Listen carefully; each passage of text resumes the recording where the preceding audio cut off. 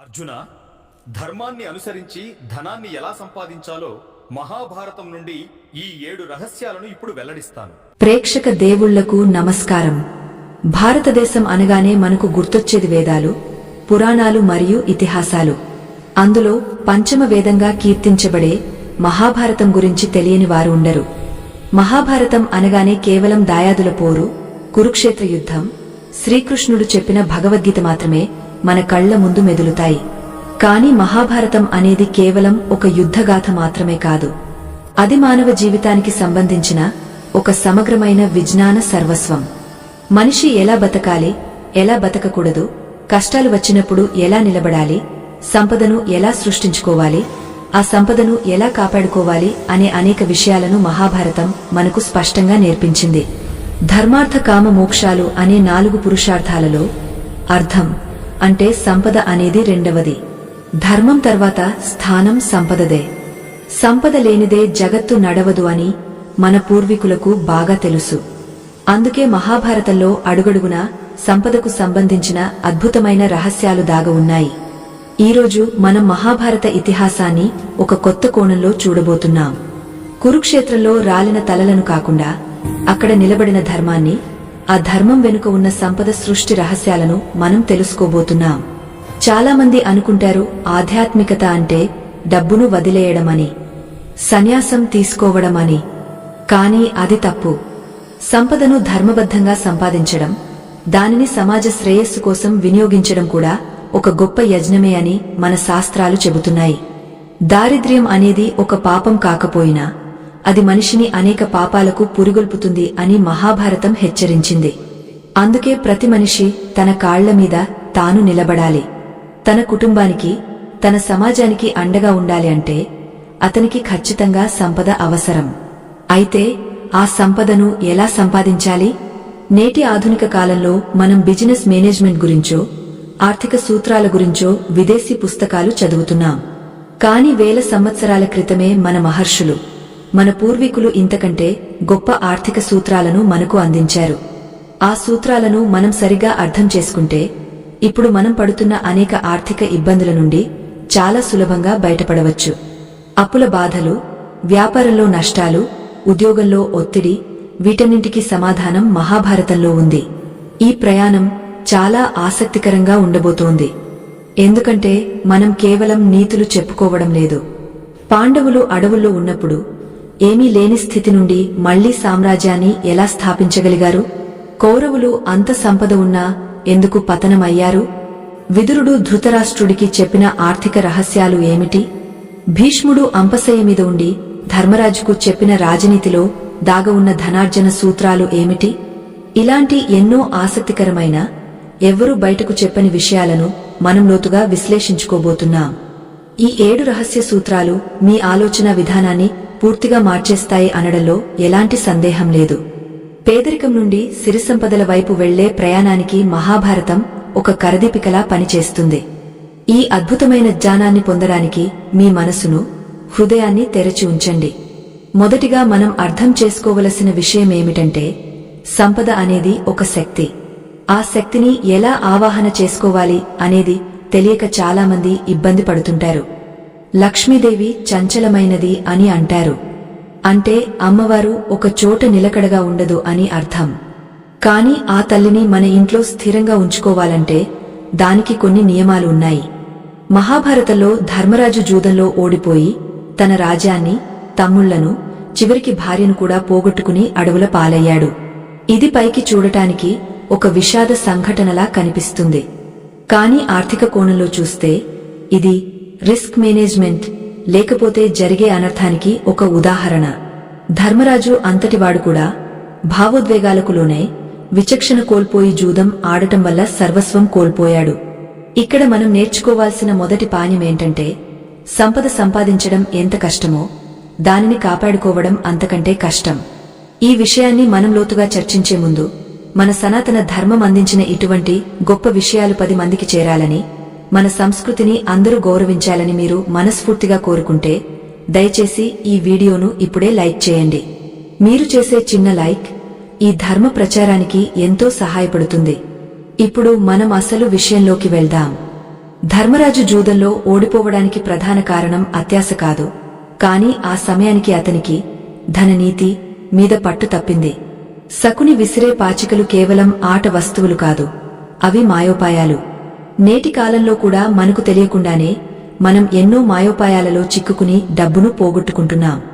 సులభంగా డబ్బు సంపాదించవచ్చు అనే ఆశతో లేనిపోని స్కీములలో పెట్టుబడులు పెట్టి ఉన్నది పోగొట్టుకునేవారు ఎంతోమంది ఉన్నారు. మహాభారతం మనకు నేర్పించే ఒక ముఖ్యమైన పాఠం ఏంటంటే, శ్రమ లేకుండా వచ్చే సంపద విషంతో సమానం. అది ఎప్పటికైనా నాశనం చేస్తుంది. కౌరవులు పాండవుల రాజ్యాన్ని మాయతో గెలుచుకున్నారు. కాని ఆ రాజ్యం వారికి సుఖాన్ని ఇచ్చిందా? లేదు, భయాన్ని ఇచ్చింది, అభద్రతా భావాన్ని ఇచ్చింది, చివరికి సర్వనాశనాన్ని మిగిల్చింది. మనం చెప్పుకోబోయే 7 రహస్య సూత్రాలలో మొదటిది, అత్యంత కీలకమైనది, క్షేత్రం అంటే పునాది. వ్యవసాయం చేసే రైతు విత్తనాలు చల్లే ముందు భూమిని ఎలాగైతే సిద్ధం చేస్తాడో, అలాగే మనం సంపదను ఆహ్వానించే ముందు మన మనస్సును, మన వాతావరణాన్ని సిద్ధం చేసుకోవాలి. మహాభారతంలో పాండవులు అరణ్యవాసం చేసిన 12 సంవత్సరాలు, అజ్ఞాతవాసం చేసిన 1 సంవత్సరం కేవలం శిక్షా కాలం మాత్రమే కాదు, అది వారిని వారు సిద్ధం చేసుకున్న కాలం. అరణ్యంలో ఉన్నప్పుడు వారు నిరాశతో కృంగపోలేదు. అయ్యో మాకు రాజ్యం పోయిందే అని ఏడుస్తూ కూర్చోలేదు. వారు ఆ సమయాన్ని తమ నైపుణ్యాలను పెంచుకోవడానికి వినియోగించుకున్నారు. అర్జునుడు పాశుపతాస్త్రం కోసం తపస్సు చేయడానికి వెళ్లాడు. భీముడు తన బలనిరూపణ కోసం ఎన్నో సాహసాలు చేశాడు. ధర్మరాజు ఎంతోమంది మహర్షులను కలిసి ధర్మ సూక్ష్మాలను, రాజ్యపాలన మెలకువలను నేర్చుకున్నాడు. దీనినే మనం ఆధునిక పరిభాషలో స్కిల్ డెవలప్మెంట్ అని అనవచ్చు, లేదా పెట్టుబడి కాలం అని అనవచ్చు. మనలో చాలామందికి డబ్బు సంపాదించాలని ఉంటుంది, కాని దానికి తగిన నైపుణ్యం మన దగ్గర ఉందా అని ప్రశ్నించుకోం. కేవలం డబ్బు కావాలి అనుకుంటే రాదు. ఆ డబ్బును ఆకర్షించే శక్తి, సామర్థ్యం మనలో ఉండాలి. పాండవులు తమ అరణ్యవాసాన్ని ఒక శిక్షగా కాకుండా ఒక శిక్షణగా మలుచుకున్నారు కాబట్టే వారు కురుక్షేత్ర యుద్ధంలో అంతటి కౌరవ సైన్యాన్ని ఎదుర్కోగలిగారు. ఇది మహాభారతం మనకు నేర్పే అతి ముఖ్యమైన ఆర్థిక పాయం. కష్టకాలం వచ్చినప్పుడు కుంగపోకుండా ఆ కాలాన్ని మన బలాన్ని పెంచుకోవడానికి వాడుకోవాలి. ఆ సమయంలో మనం సంపాదించే జ్ఞానం, అనుభవం భవిష్యత్తులో మనం సంపాదించబోయే కోట్లాది రూపాయలకు పునాది అవుతుంది. ఇక్కడ మరో ఆసక్తికరమైన విషయం ఉంది. కౌరవులు హస్తినాపురంలో భోగభాగ్యాలతో తులతూగుతున్నారు. వారికి ఏ లోటు లేదు, కాని వారిలో నైపుణ్యం పెరగలేదు. వారు కేవలమున్న సంపదను అనుభవిస్తున్నారు తప్ప కొత్తగా ఏమీ నేర్చుకోవడం లేదు. కాని పాండవులు అడవుల్లో కందమూలాలు తింటూ కూడా ప్రతిరోజు కొత్త విషయాలు నేర్చుకున్నారు. దైవబలాన్ని, భుజబలాన్ని పెంచుకున్నారు. అంటే సంపద సృష్టించడానికి కావలసిన నిజమైన అర్హత వారిలో పెరుగుతోంది. కౌరవులలో ఉన్న అర్హత తగ్గుతోంది. చివరికి యుద్ధం వచ్చేసరికి ఎవరి దగ్గరైతే నిజమైన సామర్థ్యం ఉందో వారే గెలిచారు. డబ్బు కూడా అంతే. ఎవరి దగ్గరైతే దానిని నిర్వహించే సామర్థ్యం ఉంటుందో వారి దగ్గరే అది నిలుస్తుంది. లాటరీలో కోట్లు గెలిచిన వారు కొన్నాళ్లకు మళ్లీ పేదవారు అయిపోతారు. ఎందుకంటే వారి దగ్గర ఆ సంపదను కాపాడుకునే పాత్రత లేదు. కాని కష్టపడి పైకి వచ్చినవాడు సర్వస్వం కోల్పోయినా మళ్లీ సంపాదించుకోగలడు. ఎందుకంటే అతని దగ్గర ఆ విద్య ఉంది. పాండవుల దగ్గర ఉన్నది అదే. ఈ సూత్రం వినడానికి చిన్నగా అనిపించినా దీన్ని ఆచరణలో పెట్టడం చాలా కష్టం. ఎందుకంటే దీనికి ఓర్పు కావాలి, సహనం కావాలి. ఈ రోజు మొక్క నాటితే రేపే పండు రాదు. దానికి నీరు పోయాలి, ఎరువు వేయాలి, కాపలా కాయాలి. అలాగే సంపద రావాలంటే ముందు మనం శ్రమించాలి, నేర్చుకోవాలి, ఓపికగా వేచి చూడాలి. మన యువతలో చాలామందికి ఈ ఓర్పు ఉండటం లేదు. రాత్రికి రాత్రే కోటీశ్వరులు అయిపోవాలి అనుకుంటారు. అడ్డదారులు తొక్కుతారు. చివరకు ఉన్నది పోగొట్టుకుంటారు. మహాభారతం మనకు చెప్పేది అదే. ధర్మం తప్పిన అర్థం అనర్థాలకు దారితీస్తుంది. మనమిప్పుడు ఈ మొదటి సూత్రమైన సిద్ధం కావడం లేదా సన్నద్ధత గురించి ఇంకా లోతుగా వెళ్దాం. విదురుడు ధృతరాష్ట్రుడికి ఎన్నోసార్లు హితబోధ చేశాడు. విదురనీతి అనేది రాజకీయాలకు, ఆర్థిక వ్యవహారాలకు ఒక గొప్ప గ్రంథం. అందులో విదురుడు ఒక మాట అంటాడు: ఎవడైతే రేపటి గురించి ఈరోజే ఆలోచిస్తాడో అతనికి ఆపదలు రావు. రేపటి అవసరాలు ఏంటి? రేపు రాబోయే కష్టాలు ఏంటి? వాటిని ఎదుర్కోవడానికి నా దగ్గర ఎంత ధనముండాలి అనే ప్రణాళిక ప్రతి గృహస్థుడికి ఉండాలి. చీమను చూసి నేర్చుకోమని అంటారు పెద్దలు. వర్షాకాలం కోసం చీమలు వేసవిలోనే ఆహారాన్ని సేకరించి దాచుకుంటాయి. అలాగే మనిషి కూడా తన వృద్ధాప్యం కోసం, పిల్లల చదువుల కోసం, అనుకుని ఆపదల కోసం ఇప్పటి నుండే పొదుపు చేయాలి. కాని ఇక్కడ ఒక చిన్న ప్రశ్న వస్తుంది: పొదుపు చేస్తే సరిపోతుందా? కేవలం డబ్బును దాచుకుంటే అది పెరుగుతుందా? పెరగదు. అది ప్రవహించాలి. నీరు నిల్వ ఉంటే పాచిపోతుంది.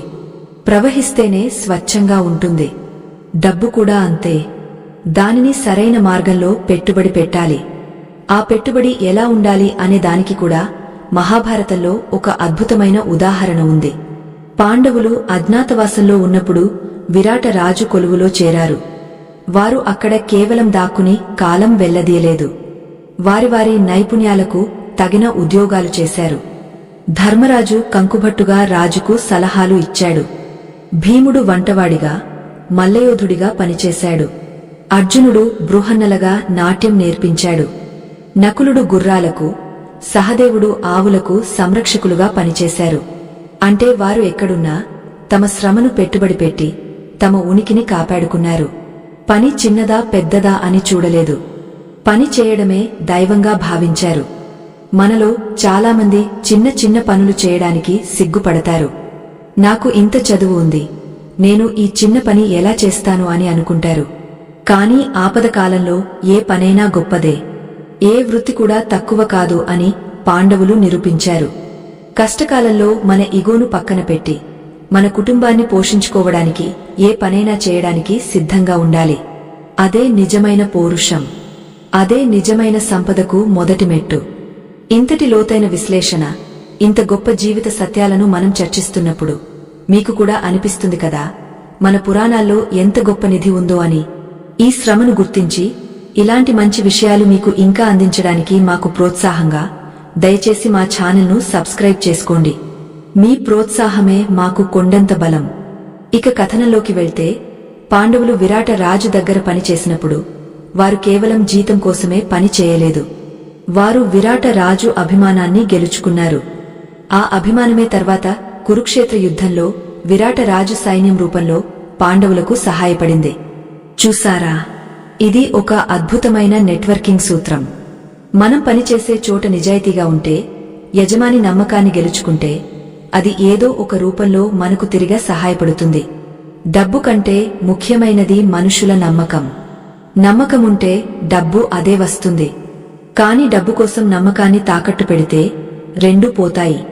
మహాభారతంలో కుచేలుడి కథ కూడా మనకు ఆర్థిక పాణ్యం నేర్పుతుంది. కుచేలుడు నిరుపేద, తినడానికి తిండి లేదు. కాని అతనికి కృష్ణుడు అనే మిత్రుడు ఉన్నాడు. ఆ స్నేహమే అతని ఆస్తి. కృష్ణుడిని కలవడానికి వెళ్ళినప్పుడు అతను అడిగింది డబ్బు కాదు, కేవలం మిత్రుని దర్శనం కోరాడు. తీసుకువెళ్లిన అటుకులు ప్రేమతో సమర్పించాడు.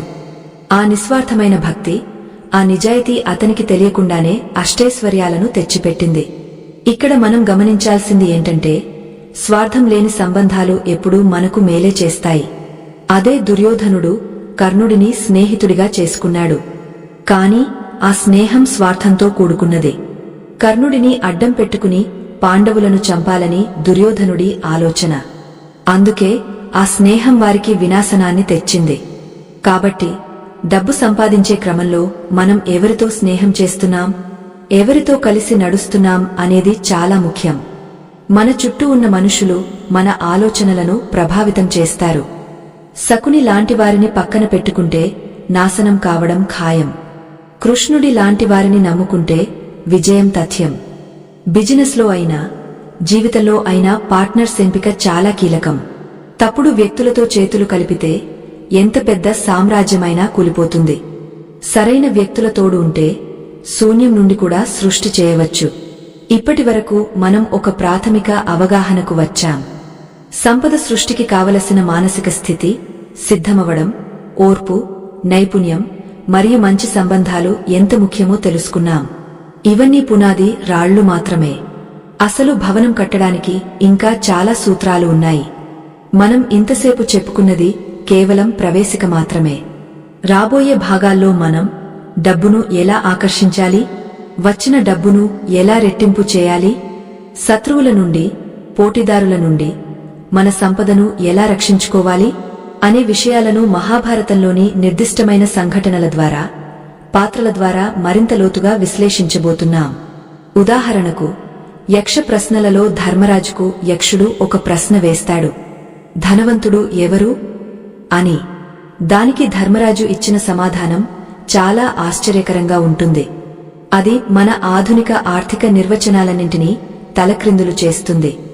అలాగే భీష్ముడు చెప్పిన రాజనీతిలో పన్నులు ఎలా వసూలు చేయాలి, ఖజానా ఎలా నింపాలి అనే దాని గురించి రాజులకు చెప్పిన సూత్రాలు ఈనాడు వ్యాపారులకు, గృహస్థులకు కూడా ఎంతగానో ఉపయోగపడతాయి. తేనెటీగ పువ్వు నుండి తేనెను సేకరించినట్లు ఎవరికి నొప్పి తెలియకుండా ధనాన్ని ఎలా సంపాదించాలి అనే అద్భుతమైన టెక్నిక్ అది.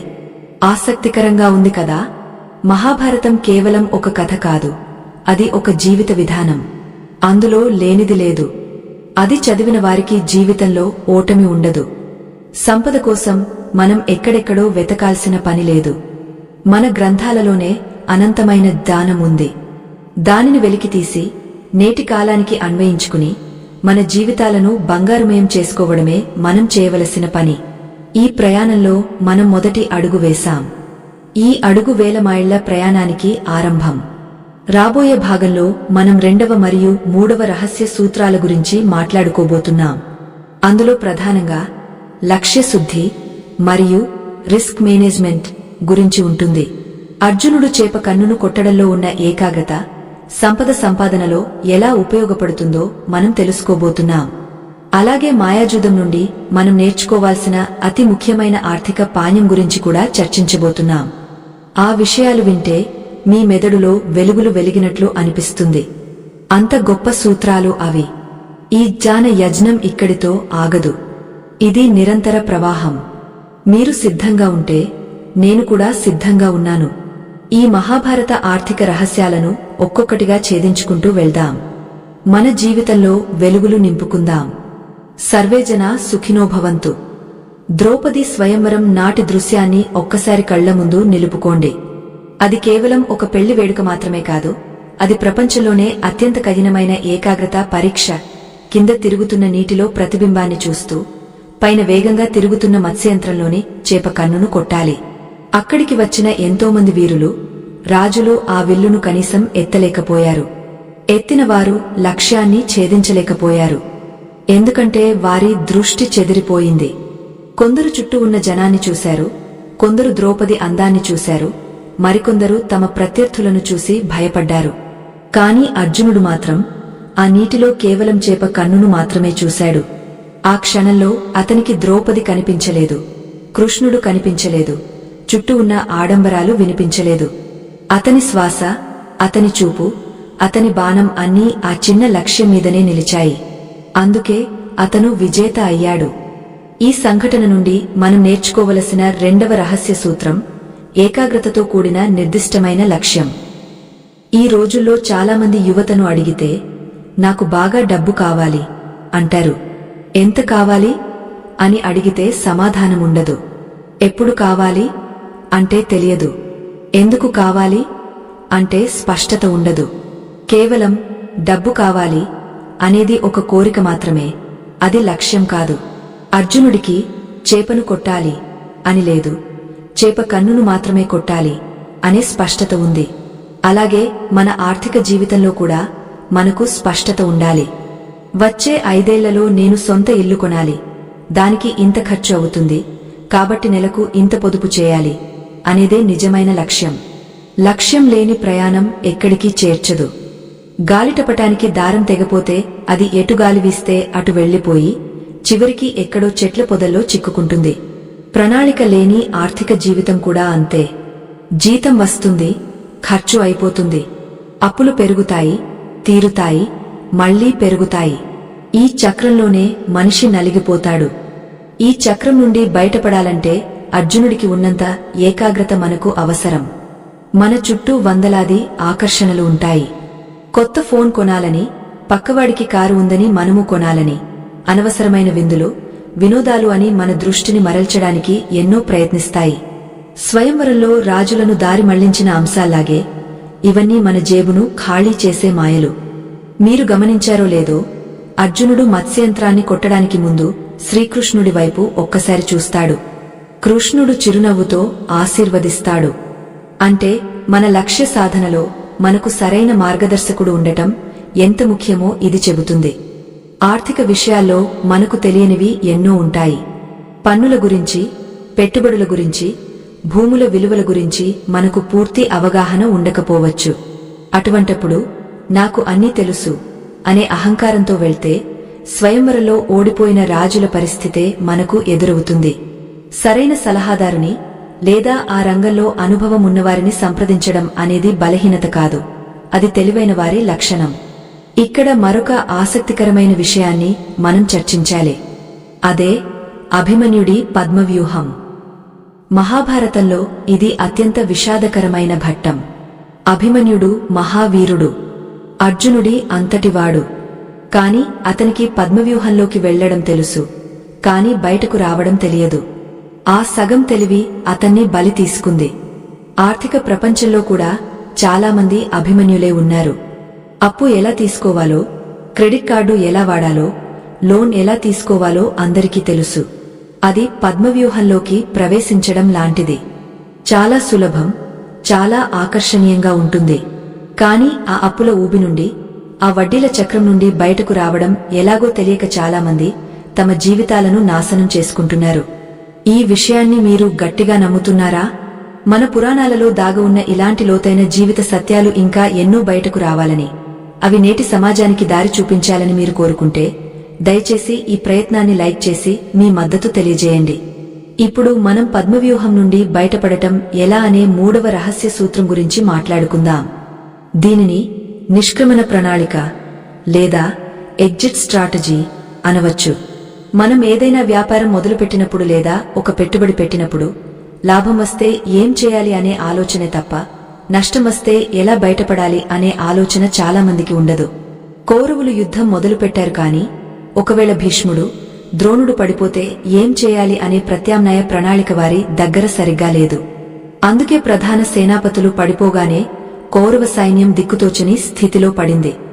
అదే పాండవుల వైపు కృష్ణుడు ఉన్నాడు. ప్రతి అస్త్రానికి ఒక ప్రత్యస్త్రం, ప్రతి సమస్యకు ఒక పరిష్కారం కృష్ణుడి దగ్గర ఉంది. అందుకే మనం సంపద సంపాదించేటప్పుడు మనం తీసుకునే ప్రతి నిర్ణయానికి వెనుక ఒక రక్షణ కవచం ఉండాలి. ఉదాహరణకు, మీరు ఒక పెద్ద ఇల్లు లోన్ మీద తీసుకున్నారు అనుకోండి. అకస్మాత్తుగా ఉద్యోగం పోతే ఆ లోన్ ఎలా కట్టాలి? దానికి మీ దగ్గర ఉన్న ప్రణాళిక ఏంటి? కనీసం 6 నెలలకు సరిపడా డబ్బు మీ దగ్గర నిల్వ ఉందా? దీనినే మనం ఆపద్ధర్మనిధి లేదా ఎమర్జెన్సీ ఫండ్ అంటాం. పాండవులు అరణ్యవాసంలో ఉన్నప్పుడు వారి దగ్గర ఉన్న అక్షయపాత్ర వారికి ఎంతో అండగా నిలిచింది. అది ఆకలి వేసినప్పుడు అన్నం పెట్టే ఒక భరోసా. మన జీవితంలో కూడా ఇన్సూరెన్స్ పాలసీలు, ఫిక్స్డ్ డిపాజిట్లు అనేవి అక్షయపాత్ర లాంటివి. అవి మనకు కష్టకాలంలో ఆకలి తీరుస్తాయి. అభిమన్యుడిలా మధ్యలో చిక్కుకుపోకుండా కాపాడతాయి. మహాభారతంలో లక్షాగృహ దహనం అనే సంఘటన మీకు గుర్తుండే ఉంటుంది. కౌరవులు పాండవులను చంపడానికి లక్కతో చేసిన ఇంట్లో ఉంచారు. అది చూడటానికి అందమైన రాజభవనంలా ఉంది. కాని అది నిప్పు అంటుకుంటే కరిగిపోయే మృతికూపమని పాండవులకు తెలియదు. కాని విదురుడు వారికి ముందే హెచ్చరిక పంపాడు. సొరంగ మార్గాన్ని ఏర్పాటు చేయించాడు. ప్రమాదం వచ్చినప్పుడు పాండవులు ఆ సొరంగం ద్వారా తప్పించుకున్నారు. ఇది ఆర్థిక విషయాలకు ఎలా వర్తిస్తుంది? మనం చూసే చాలా స్కీములు, అధిక వడ్డీలు ఇచ్చే చిట్ ఫండ్స్, రాత్రికి రాత్రే రెట్టింపు డబ్బు ఇస్తామనే ఆఫర్లు అన్నీ ఈ లక్క ఇళ్లలాంటివే. చూడటానికి చాలా అందంగా, ఆకర్షణీయంగా ఉంటాయి. కాని ఒక్కసారి అందులో దిగితే సర్వస్వం కాలిపోతుంది. విదురుడి లాంటి విచక్షణ మనకు ఉండాలి. ఏదైనా ఆఫర్ చూడగానే గుడ్డిగా నమ్మకూడదు. ఇంత లాభం ఇవ్వడం వారికి ఎలా సాధ్యం అని ప్రశ్నించుకోవాలి. మోసం చేసేవాడు ఎప్పుడూ ఆశను ఎరగా వేస్తాడు. పాండవులు అప్రమత్తంగా ఉన్నారు కాబట్టి లక్క ఇంటి నుండి ప్రాణాలతో బయటపడ్డారు. మనం కూడా మన కష్టార్జితాన్ని కాపాడుకోవాలంటే ఎల్లప్పుడూ అప్రమత్తంగా ఉండాలి. ఎక్కడ ఏ ప్రమాదం పొంచి ఉందో గమనిస్తూ ఉండాలి. దీన్నే రిస్క్ మేనేజ్మెంట్ అంటారు. అంటే ప్రమాదాన్ని ముందే పసిగట్టి దానికి తగ్గ జాగ్రత్తలు తీసుకోవడం. ఇక్కడ మనం ప్రస్తావించాల్సిన 4వ రహస్య సూత్రం ధర్మబద్ధమైన భాగస్వామ్యం. మహాభారత యుద్ధం నిజానికి 2 కూటమిల మధ్య జరిగిన పోరు. ఒకవైపు కౌరవులు 11 అక్షౌహిణుల సైన్యం, మరోవైపు పాండవులు కేవలం 7 అక్షౌహిణుల సైన్యం. సంఖ్యాపరంగా చూస్తే కౌరవులే గెలవాలి. వారి దగ్గర భీష్ముడు, ద్రోణుడు, కర్ణుడు, అశ్వత్థామ వంటి అతిరథ మహారథులు ఉన్నారు. సైన్యం ఎక్కువ, ధనం ఎక్కువ, ఆయుధాలు ఎక్కువ. అయినా వారు ఓడిపోయారు. ఎందుకు? ఎందుకంటే వారి కూటమిలో ఐకమత్యం లేదు, నమ్మకం లేదు. అందరూ స్వార్థంతో లేదా బాధ్యతతో కౌరవుల వైపు యుద్ధం చేశారు తప్ప మనస్ఫూర్తిగా కాదు. భీష్ముడు మనసు పాండవుల మీద, శరీరం కౌరవుల వైపు. ద్రోణుడు కూడా అంతే. కర్ణుడికి భీష్ముడికి పడదు, శల్యుడికి కర్ణుడికి పడదు. ఇలా వారిలో వారికే అంతర్గత కలహాలు. కాని పాండవుల వైపు చూడండి. తక్కువ సైన్యమున్నా అందరూ ఒకే మాట మీద, ఒకే లక్ష్యం మీద ఉన్నారు. అన్నింటికీ మించి వారి వైపు ధర్మముంది, కృష్ణుడు ఉన్నాడు. వ్యాపారంలో గాని, డబ్బు సంపాదనలో గాని మనం ఎంచుకునే భాగస్వాములు చాలా ముఖ్యం. సంఖ్య ముఖ్యం కాదు, నాణ్యత ముఖ్యం. 100 మంది పనికిరాని వారు మన పక్కన ఉండే కంటే ఒక సమర్థుడు మన పక్కన ఉంటే చాలు. కౌరవులు కృష్ణుడి సైన్యాన్ని కోరుకున్నారు, పాండవులు నిరాయుధుడైన కృష్ణుడిని కోరుకున్నారు. ఆ ఒక్క నిర్ణయమే వారి తలరాతను మార్చేసింది. మనం కూడా డబ్బు సంపాదించే తొందరలో తప్పుడు వ్యక్తులతో చేతులు కలపకూడదు. నీతి లేని వారితో వ్యాపారం చేస్తే లాభం సంగతి దేవుడెరుగు, ఉన్న పరువు కూడా పోతుంది. ధర్మరాజు తన సోదరులను ఎలా కలుపుకుపోయాడో గమనించండి. భీముడికి బలం ఎక్కువ అని, అర్జునుడికి విలువిదివచ్చు అని ఎప్పుడూ అసూయపడలేదు. వారి బలాలను తన బలాలుగా మార్చుకున్నాడు. అలాగే నకులుడు, సహదేవుడు కూడా తమ అన్న మాటకు కట్టుబడి ఉన్నారు. ఈ ఐకమత్యమే వారిని అడవుల్లో కూడా రాజులుగా బతికించింది. ఉమ్మడి కుటుంబాలైనా, వ్యాపార సంస్థలైనా అభివృద్ధి చెందాలంటే ఈ టీం వర్క్ చాలా అవసరం. ఒకరినొకరు కిందకు లాగకుండా ఒకరి ఎదుగుదలను మరొకరు ప్రోత్సహించుకుంటే అక్కడ లక్ష్మీదేవి తాండవిస్తుంది. ఇంట్లో గొడవలు ఉన్న చోట సిరిసంపదలు ఉండవు అని పెద్దలు ఊరకే అనలేదు. మనశ్శాంతి లేని చోట ఏకాగ్రత ఉండదు, ఏకాగ్రత లేని చోట సంపద నిలవదు. ఇప్పుడు మనం మరో ముఖ్యమైన విషయాన్ని చర్చిద్దాం. అదే దానం మరియు త్యాగం. డబ్బు సంపాదించడం ఒక కళ అయితే దాన్ని ఖర్చు పెట్టడం అంతకంటే గొప్ప కళ. కర్ణుడు మహాదాత. కవచ కుండలాలను కూడా దానం చేశాడు. కాని అతని దానం అతన్ని కాపాడిందా? కాపాడింది. కాని అతనికి విజయాన్ని ఇవ్వలేదు. ఎందుకంటే అతను పాత్రత చూడకుండా దానం చేశాడు, అధర్మానికి మద్దతుగా నిలిచాడు. కాని ధర్మరాజు చేసిన దానాలు, యజ్ఞాలు అతనికి కీర్తిని తెచ్చిపెట్టాయి. సంపద పెరగాలంటే పిసినారిగా ఉండకూడదు, అలాగని విచ్చలవిడిగా ఖర్చు పెట్టకూడదు. నదిలో నీరు ఎంత తోడితే అంత ఊరుతుంది అంటారు. అలాగే మనం సంపాదించిన దాంట్లో కొంత భాగాన్ని సమాజానికి తిరిగి ఇవ్వాలి. దీనివల్ల మనమీద సమాజానికి ఒక సదభిప్రాయం ఏర్పడుతుంది. ఆ మంచి పేరే మనకు దీర్ఘకాలంలో రక్షణగా నిలుస్తుంది. కురుక్షేత్ర యుద్ధం తర్వాత ధర్మరాజు అశ్వమేధ యాగం చేశాడు. అందులో విపరీతంగా దానధర్మాలు చేశాడు. అది కేవలం పుణ్యం కోసం మాత్రమే కాదు, యుద్ధంలో నష్టపోయిన ఆర్థిక వ్యవస్థను మళ్లీ గాడిలో పెట్టడానికి, ప్రజల చేతుల్లోకి డబ్బు పంపడానికి చేసిన ఒక ఎకనామిక్ స్టిమ్యులస్ లాంటిది. ప్రజల దగ్గర డబ్బు ఉంటేనే రాజుకు పన్నులు వస్తాయి. రాజు దగ్గర మాత్రమే డబ్బు ఉండి ప్రజలు పేదలుగా ఉంటే ఆ రాజ్యం ఎక్కువ కాలం నిలబడదు. ఇది మహాభారతం చెప్పిన అద్భుతమైన ఆర్థిక సూత్రం. ఈ లోతైన విషయాలను మనం ఇంకా పూర్తిగా తరచి చూడలేదు. ఇంకా మనం మాట్లాడుకోవలసిన 5వ, 6వ మరియు 7వ సూత్రాలు చాలా శక్తివంతమైనవి. అవి కాల నిర్ణయం, సహనం మరియు ధర్మ సూక్ష్మం. కర్ణుడి రథం చక్రం భూమిలో కూరుకుపోయినప్పుడు అతను దాన్ని పైకి లేపడానికి ప్రయత్నిస్తాడు. కాని అదే అదునుగా తీసుకుని అర్జునుడు బాణం వేస్తాడు. ఇక్కడ కర్ణుడికి బలం లేదా? ఉంది. విద్య లేదా? ఉంది. కాని కాలం కలిసిరాలేదు. వ్యాపారంలో, పెట్టుబడుల్లో ఈ టైమింగ్ అనేది చాలా కీలకం.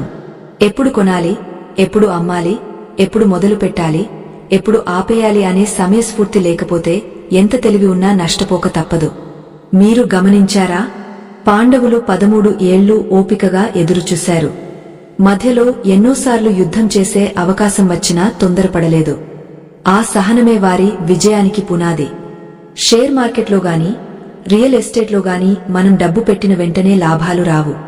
చెట్టు పెరగడానికి సమయం పట్టినట్టే సంపద పెరగడానికి కూడా సమయం పడుతుంది. తొందరపడి మొక్కను పీకేస్తే పండు రాదు. ఈ సహనం గురించి మరియు కౌరవులు చేసిన తొందరపాటు నిర్ణయాల వల్ల వారు ఎలా నష్టపోయారో మనం రాబోయే భాగంలో వివరంగా తెలుసుకోబోతున్నాం. అంతేకాదు, శాపాలు, వరాలు అనే కాన్సెప్ట్ ని మనం ఆర్థిక కోణంలో ఎలా చూడాలి, మన పూర్వీకులు చేసిన అప్పులు, శాపాలు మనల్ని ఎలా బాధిస్తాయి, మన పెద్దలు సంపాదించిన ఆస్తులు, వరాలు మనకు ఎలా ఉపయోగపడతాయి, వాటిని ఎలా నిర్వహించుకోవాలి అనే ఆసక్తికరమైన అంశాలు కూడా ముందున్నాయి. మహాభారతంలోని ప్రతి పాత్ర మనకు ఒక గుణపాఠం నేర్పుతుంది. దుర్యోధనుడి అసూయ మనకు ఆర్థికంగా ఎలా నష్టం చేస్తుందో, శకుని కుటిల నీతి చివరికి ఎటు దారి తీస్తుందో మనం విశ్లేషించుకోవాలి.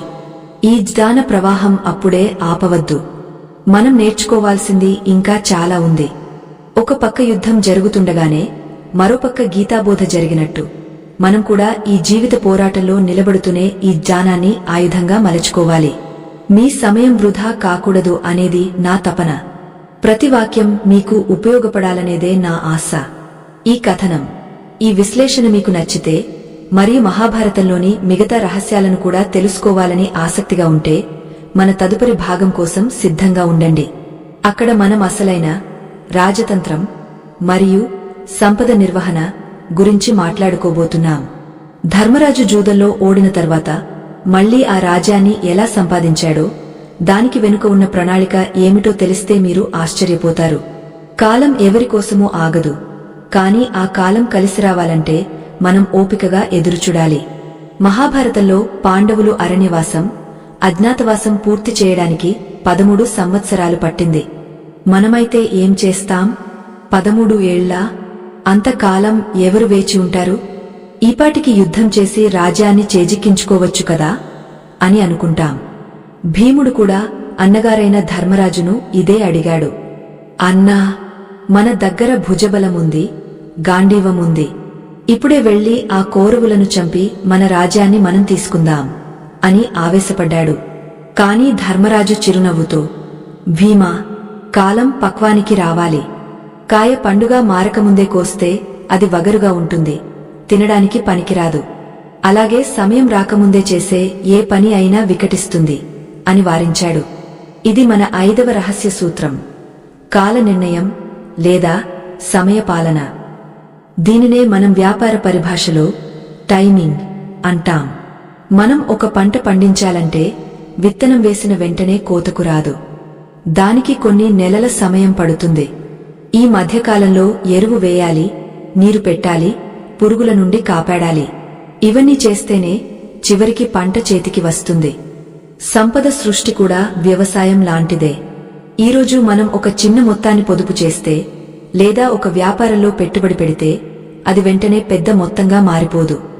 దానికి చక్రవడ్డీ అనే మాయ జరగడానికి కొంత సమయం కావాలి. వారెన్ బఫెట్ లాంటి ఆధునిక కుబేరులు చెప్పేది, మన ధర్మరాజు ఆచరించినది ఒక్కటే, ఓర్పు. పాండవులు ఆ 13 సంవత్సరాలు కేవలం కాలక్షేపం చేయలేదు. వారు ప్రజల సానుభూతిని కూడగట్టుకున్నారు, మిత్రరాజుల మద్దతు సంపాదించారు. అన్నింటికంటే ముఖ్యంగా కౌరవుల అధర్మం ప్రజలకు పూర్తిగా అర్థమయ్యేలా చేశారు. ఒకవేళ పాండవులు అరణ్యవాసం మధ్యలోనే యుద్ధానికి వెళ్లి ఉంటే లోకం వారిని మాట తప్పినవారు అని నిందించేది. కాని వారు గడువు పూర్తి చేసుకుని వచ్చారు కాబట్టి ధర్మం వారి వైపు ఉంది అని లోకం గుర్తించింది. వ్యాపారంలో కూడా మీకంటూ ఒక బ్రాండ్ వాల్యూ లేదా నమ్మకం ఏర్పడాలంటే దానికి సమయం పడుతుంది. రాత్రికి రాత్రే వచ్చిన గుర్తింపు ఉదయం వచ్చే మంచులా కరిగిపోతుంది. కాని కాలంతో పాటు గట్టిపడిన నమ్మకం బండరాయిలా నిలిచి ఉంటుంది. ఇక్కడ మనం గమనించాల్సిన మరో ఆసక్తికరమైన విషయం ఉంది. కౌరవులు తొందరపాటుతనానికి ప్రతిరూపాలు. వారు ద్రౌపదికి వస్త్రాపహరణం చేసినప్పుడు కూడా ఆవేశంతో చేశారు తప్ప దాని పర్యవసానాలు ఆలోచించలేదు. దుర్యోధనుడు యుద్ధం ప్రకటించడానికి ఉవ్విళ్లూరాడు. ఆ తొందరపాటే వారి పతనానికి మొదటి కారణం. స్టాక్ మార్కెట్లో గాని రియల్ ఎస్టేట్లో గాని చూస్తే ఎవరైతే తొందరపడి అమ్ముతారో లేదా తొందరపడి కొంటారో వారే ఎక్కువగా నష్టపోతుంటారు. మార్కెట్ పడిపోగానే భయంతో అమ్మేయడం, పెరగగానే ఆశతో కొనడం చేసేవారు అభిమన్యుడిలా చక్రవ్యూహంలో చిక్కుకుంటారు. కాని ధర్మరాజులా స్థితప్రజ్ఞతతో, అంటే లాభనష్టాలను సమానంగా స్వీకరిస్తూ దీర్ఘకాలిక లక్ష్యం కోసం వేచి ఉండేవాడే చివరికి విజేత అవుతాడు. నిజానికి ఓర్పు అనేది పెరికితనం కాదు, అది ఒక ఆయుధం. ఈ విషయం ఎంత లోతైనదో మీకు అర్థమైతే మన పూర్వీకుల జ్ఞానానికి ఒక లైక్ వేయండి. ఇలాంటి అద్భుతమైన విషయాలు మరిన్ని తెలుసుకోవడానికి మా ఛానల్ను సబ్స్క్రైబ్ చేసుకోండి. ఇప్పుడు మనం 6వ రహస్య సూత్రంలోకి అడుగు పెడుతున్నాం. ఇది కొంచెం వివాదాస్పదంగా అనిపించవచ్చు, కాని అర్థం చేసుకుంటే ఇది ఒక అద్భుతం. అదే ధర్మ సూక్ష్మం.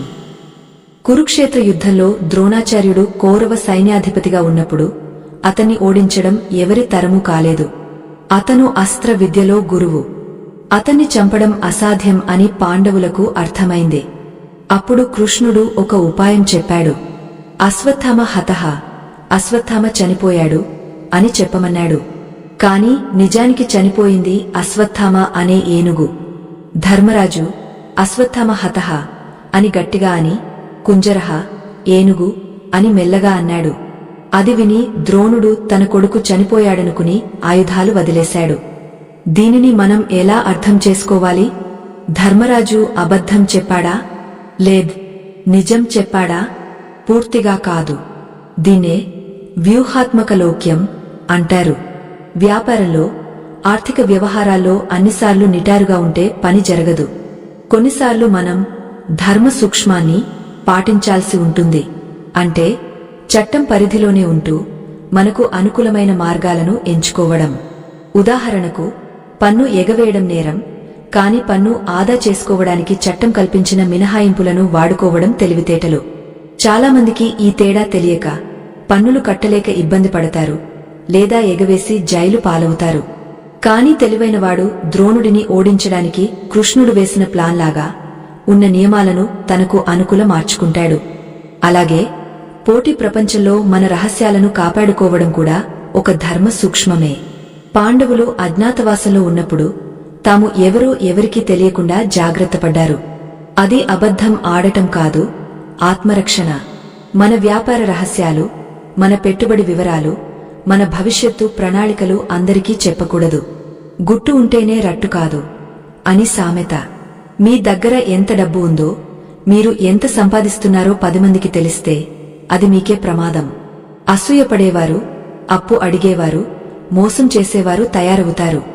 అందుకే ఆర్థిక విషయాల్లో గోప్యత పాటించడం చాలా ముఖ్యం. లక్ష్మీదేవిని రహస్యంగా పూజించాలని మన వాళ్ళు అంటారు. అంటే సంపదను ఆడంబరంగా ప్రదర్శించకూడదు అని అంతరార్థం. మరొక ముఖ్యమైన విషయమేమిటంటే సమాచార వ్యవస్థ. మహాభారతంలో సంజయుడు ధృతరాష్ట్రుడికి యుద్ధ విశేషాలు చెబుతుంటాడు. కాని పాండవుల వైపు కృష్ణుడికి వేగుల ద్వారా ప్రతి విషయం ముందే తెలుస్తుంది. కౌరవులు రేపు ఏ వ్యూహం పన్నుతున్నారో, ఎవరిని సైన్యాధిపతిగా నియమిస్తున్నారో పాండవులకు ముందే సమాచారముండేది. దీనివల్ల వారు దానికి విరుగుడు ఆలోచించగలిగారు. నేటి కాలంలో దీన్నే మనం డేటా లేదా మార్కెట్ రీసెర్చ్ అంటాం. మీరు ఒక వ్యాపారం మొదలుపెట్టే ముందు, లేదా ఒక చోట స్థలం కొనే ముందు, అక్కడ భవిష్యత్తులో ఏం రాబోతోంది, ప్రభుత్వం ఏ నిర్ణయాలు తీసుకోబోతోంది అనే సమాచారం మీ దగ్గర ఉండాలి. కళ్లతో చూసేదానికంటే చెవులతో వినేది, బుద్ధితో గ్రహించేది ముఖ్యం. ధృతరాష్ట్రుడు పుట్టు గుడ్డివాడు కాదు, కొడుకు ప్రేమలో పడి కళ్ళుండి కూడా గుడ్డివాడిగా ప్రవర్తించాడు. విదురుడు ఎన్నోసార్లు హెచ్చరించినా వినలేదు. మనలో చాలామంది కూడా అంతే. మార్కెట్ బాలేదు అని వార్తలు వస్తున్నా అందరూ చెబుతున్నా వినకుండా అత్యాశతో డబ్బులు పెట్టి నష్టపోతారు. సమాచారాన్ని సేకరించడం ఎంత ముఖ్యమో దాన్ని సరిగా విశ్లేషించుకోవడం అంతకంటే ముఖ్యం. విదురుడి మాటలు పెడచెవిన పెట్టినందుకు కౌరవ వంశం నాశనమైంది. అనుభవజ్ఞుల సలహాలను, మార్కెట్ నిపుణుల సూచనలను పెడచెవిన పెడితే మన ఆర్థిక పరిస్థితి కూడా అలాగే అవుతుంది. ఇప్పుడు మనం చాలా కీలకమైన ఘట్టంలోకి వచ్చాం. కురుక్షేత్ర యుద్ధం 18 రోజులు జరిగింది. ప్రతిరోజు ఒక కొత్త పాఠం. భీష్ముడు అంపశయ్య మీద పడిపోయిన తర్వాత కర్ణుడు యుద్ధంలోకి వచ్చాడు. కర్ణుడి దగ్గర ఏకష్ణి అనే శక్తి ఆయుధం ఉంది. దాన్ని అతను అర్జునుడి మీద వాడాలని దాచుకున్నాడు. అది ఎవరి మీద వేస్తే వారు చనిపోవడం ఖాయం. ఇది తెలిసిన కృష్ణుడు ఘటోత్కచుడిని యుద్ధంలోకి దించాడు. ఘటోత్కచుడు కౌరవ సైన్యాన్ని చీల్చి చెండాడుతున్నాడు. అతన్ని ఆపలేక, గత్యంతరం లేక కర్ణుడు ఆ శక్తి ఆయుధాన్ని ఘటోత్కచుడి మీద వాడేశాడు. ఘటోత్కచుడు చనిపోయాడు, కాని అర్జునుడు బతికాడు. పాండవులు ఘటోత్కచుడి మరణానికి బాధపడుతుంటే కృష్ణుడు మాత్రం ఆనందంతో గంతులు వేశాడు. ఎందుకంటే అర్జునుడి ప్రాణగండం గడిచిపోయింది కాబట్టే. ఇక్కడ మనం నేర్చుకోవలసిన ఆర్థిక సూత్రం: పెద్ద నష్టాన్ని తప్పించుకోవడానికి చిన్న నష్టాన్ని భరించడం. దీనినే కట్ యువర్ లాసెస్ అంటారు. కొన్నిసార్లు మనం పెట్టిన పెట్టుబడి నష్టాల్లోకి వెళ్తుంది. అది ఇంకా పెరుగుతుందేమో అని ఆశతో ఎదురుచూస్తూ ఉంటే ఉన్నదంతా పోతుంది. అలాంటప్పుడు కొంత నష్టమైనా పర్లేదు అని బయటకు వచ్చేయడం తెలివైన పని. కాలుకి దెబ్బ తగిలి విషం ఎక్కుతుంటే ప్రాణం కాపాడుకోవడం కోసం కాలును తీసేయడానికి కూడా సిద్ధపడాలి. ఘటోత్కచుడిని బలి ఇవ్వడం ద్వారా కృష్ణుడు పాండవుల ప్రధాన బలమైన అర్జునుడిని కాపాడుకున్నాడు. వ్యాపారంలో కూడా ఒక బ్రాంచ్ నష్టాల్లో ఉంటే దాన్ని మూసేయాలి. ఒక షేర్ పడిపోతుంటే దాన్ని వదిలించుకోవాలి. ఎమోషనల్గా ఇది నా ఫేవరెట్ అని పట్టుకుని వేలాడితే మునిగిపోతాం. శ్రీకృష్ణుడి లీలలు, ఆయన వేసే ఎత్తుగడలు సామాన్యులకు అర్థం కావు. కానీ లోతుగా ఆలోచిస్తే ప్రతి ఎత్తుగడ వెనుక ఒక ధర్మం, ఒక లాభముంటాయి. మనం డబ్బు సంపాదించే క్రమంలో అనేక సవాళ్లు ఎదురవుతాయి. కొన్నిసార్లు మనకు అత్యంత ఇష్టమైన వాటిని వదులుకోవాల్సి వస్తుంది. ఒక పెద్ద లక్ష్యం కోసం చిన్న చిన్న సుఖాలను త్యాగం చేయక తప్పదు. సినిమాకి వెళ్ళాలి, షికారుకి వెళ్ళాలి అనే చిన్న కోరికలను చంపుకుంటేనే రేపు ఆడి కారులో తిరిగే స్థాయికి వెళ్తాం. ఘటోత్కచుడి త్యాగం వృధా పోలేదు. అది పాండవుల విజయానికి బాటలు వేసింది. మీ త్యాగం కూడా వృధా పోదు. మీరు ఈరోజు పడే కష్టం రేపు మీ పిల్లలకు రాజభోగాలను ఇస్తుంది. మహాభారతంలో ప్రతి పాత్ర ఒక మానసిక స్థితికి ప్రతీక. ధృతరాష్ట్రుడు అజ్ఞానానికి, గాంధారి గుడ్డి నమ్మకానికి, శకుని మోసానికి, దుర్యోధనుడు అహంకారానికి, భీముడు బలానికి, అర్జునుడు ఏకాగ్రతకు, నకుల సహదేవులు వినయానికి, ధర్మరాజు నీతికి, కృష్ణుడు జగద్గురువుగా జ్ఞానానికి ప్రతీకలు. ఈ పాత్రలన్నీ మన లోపలే ఉన్నాయి.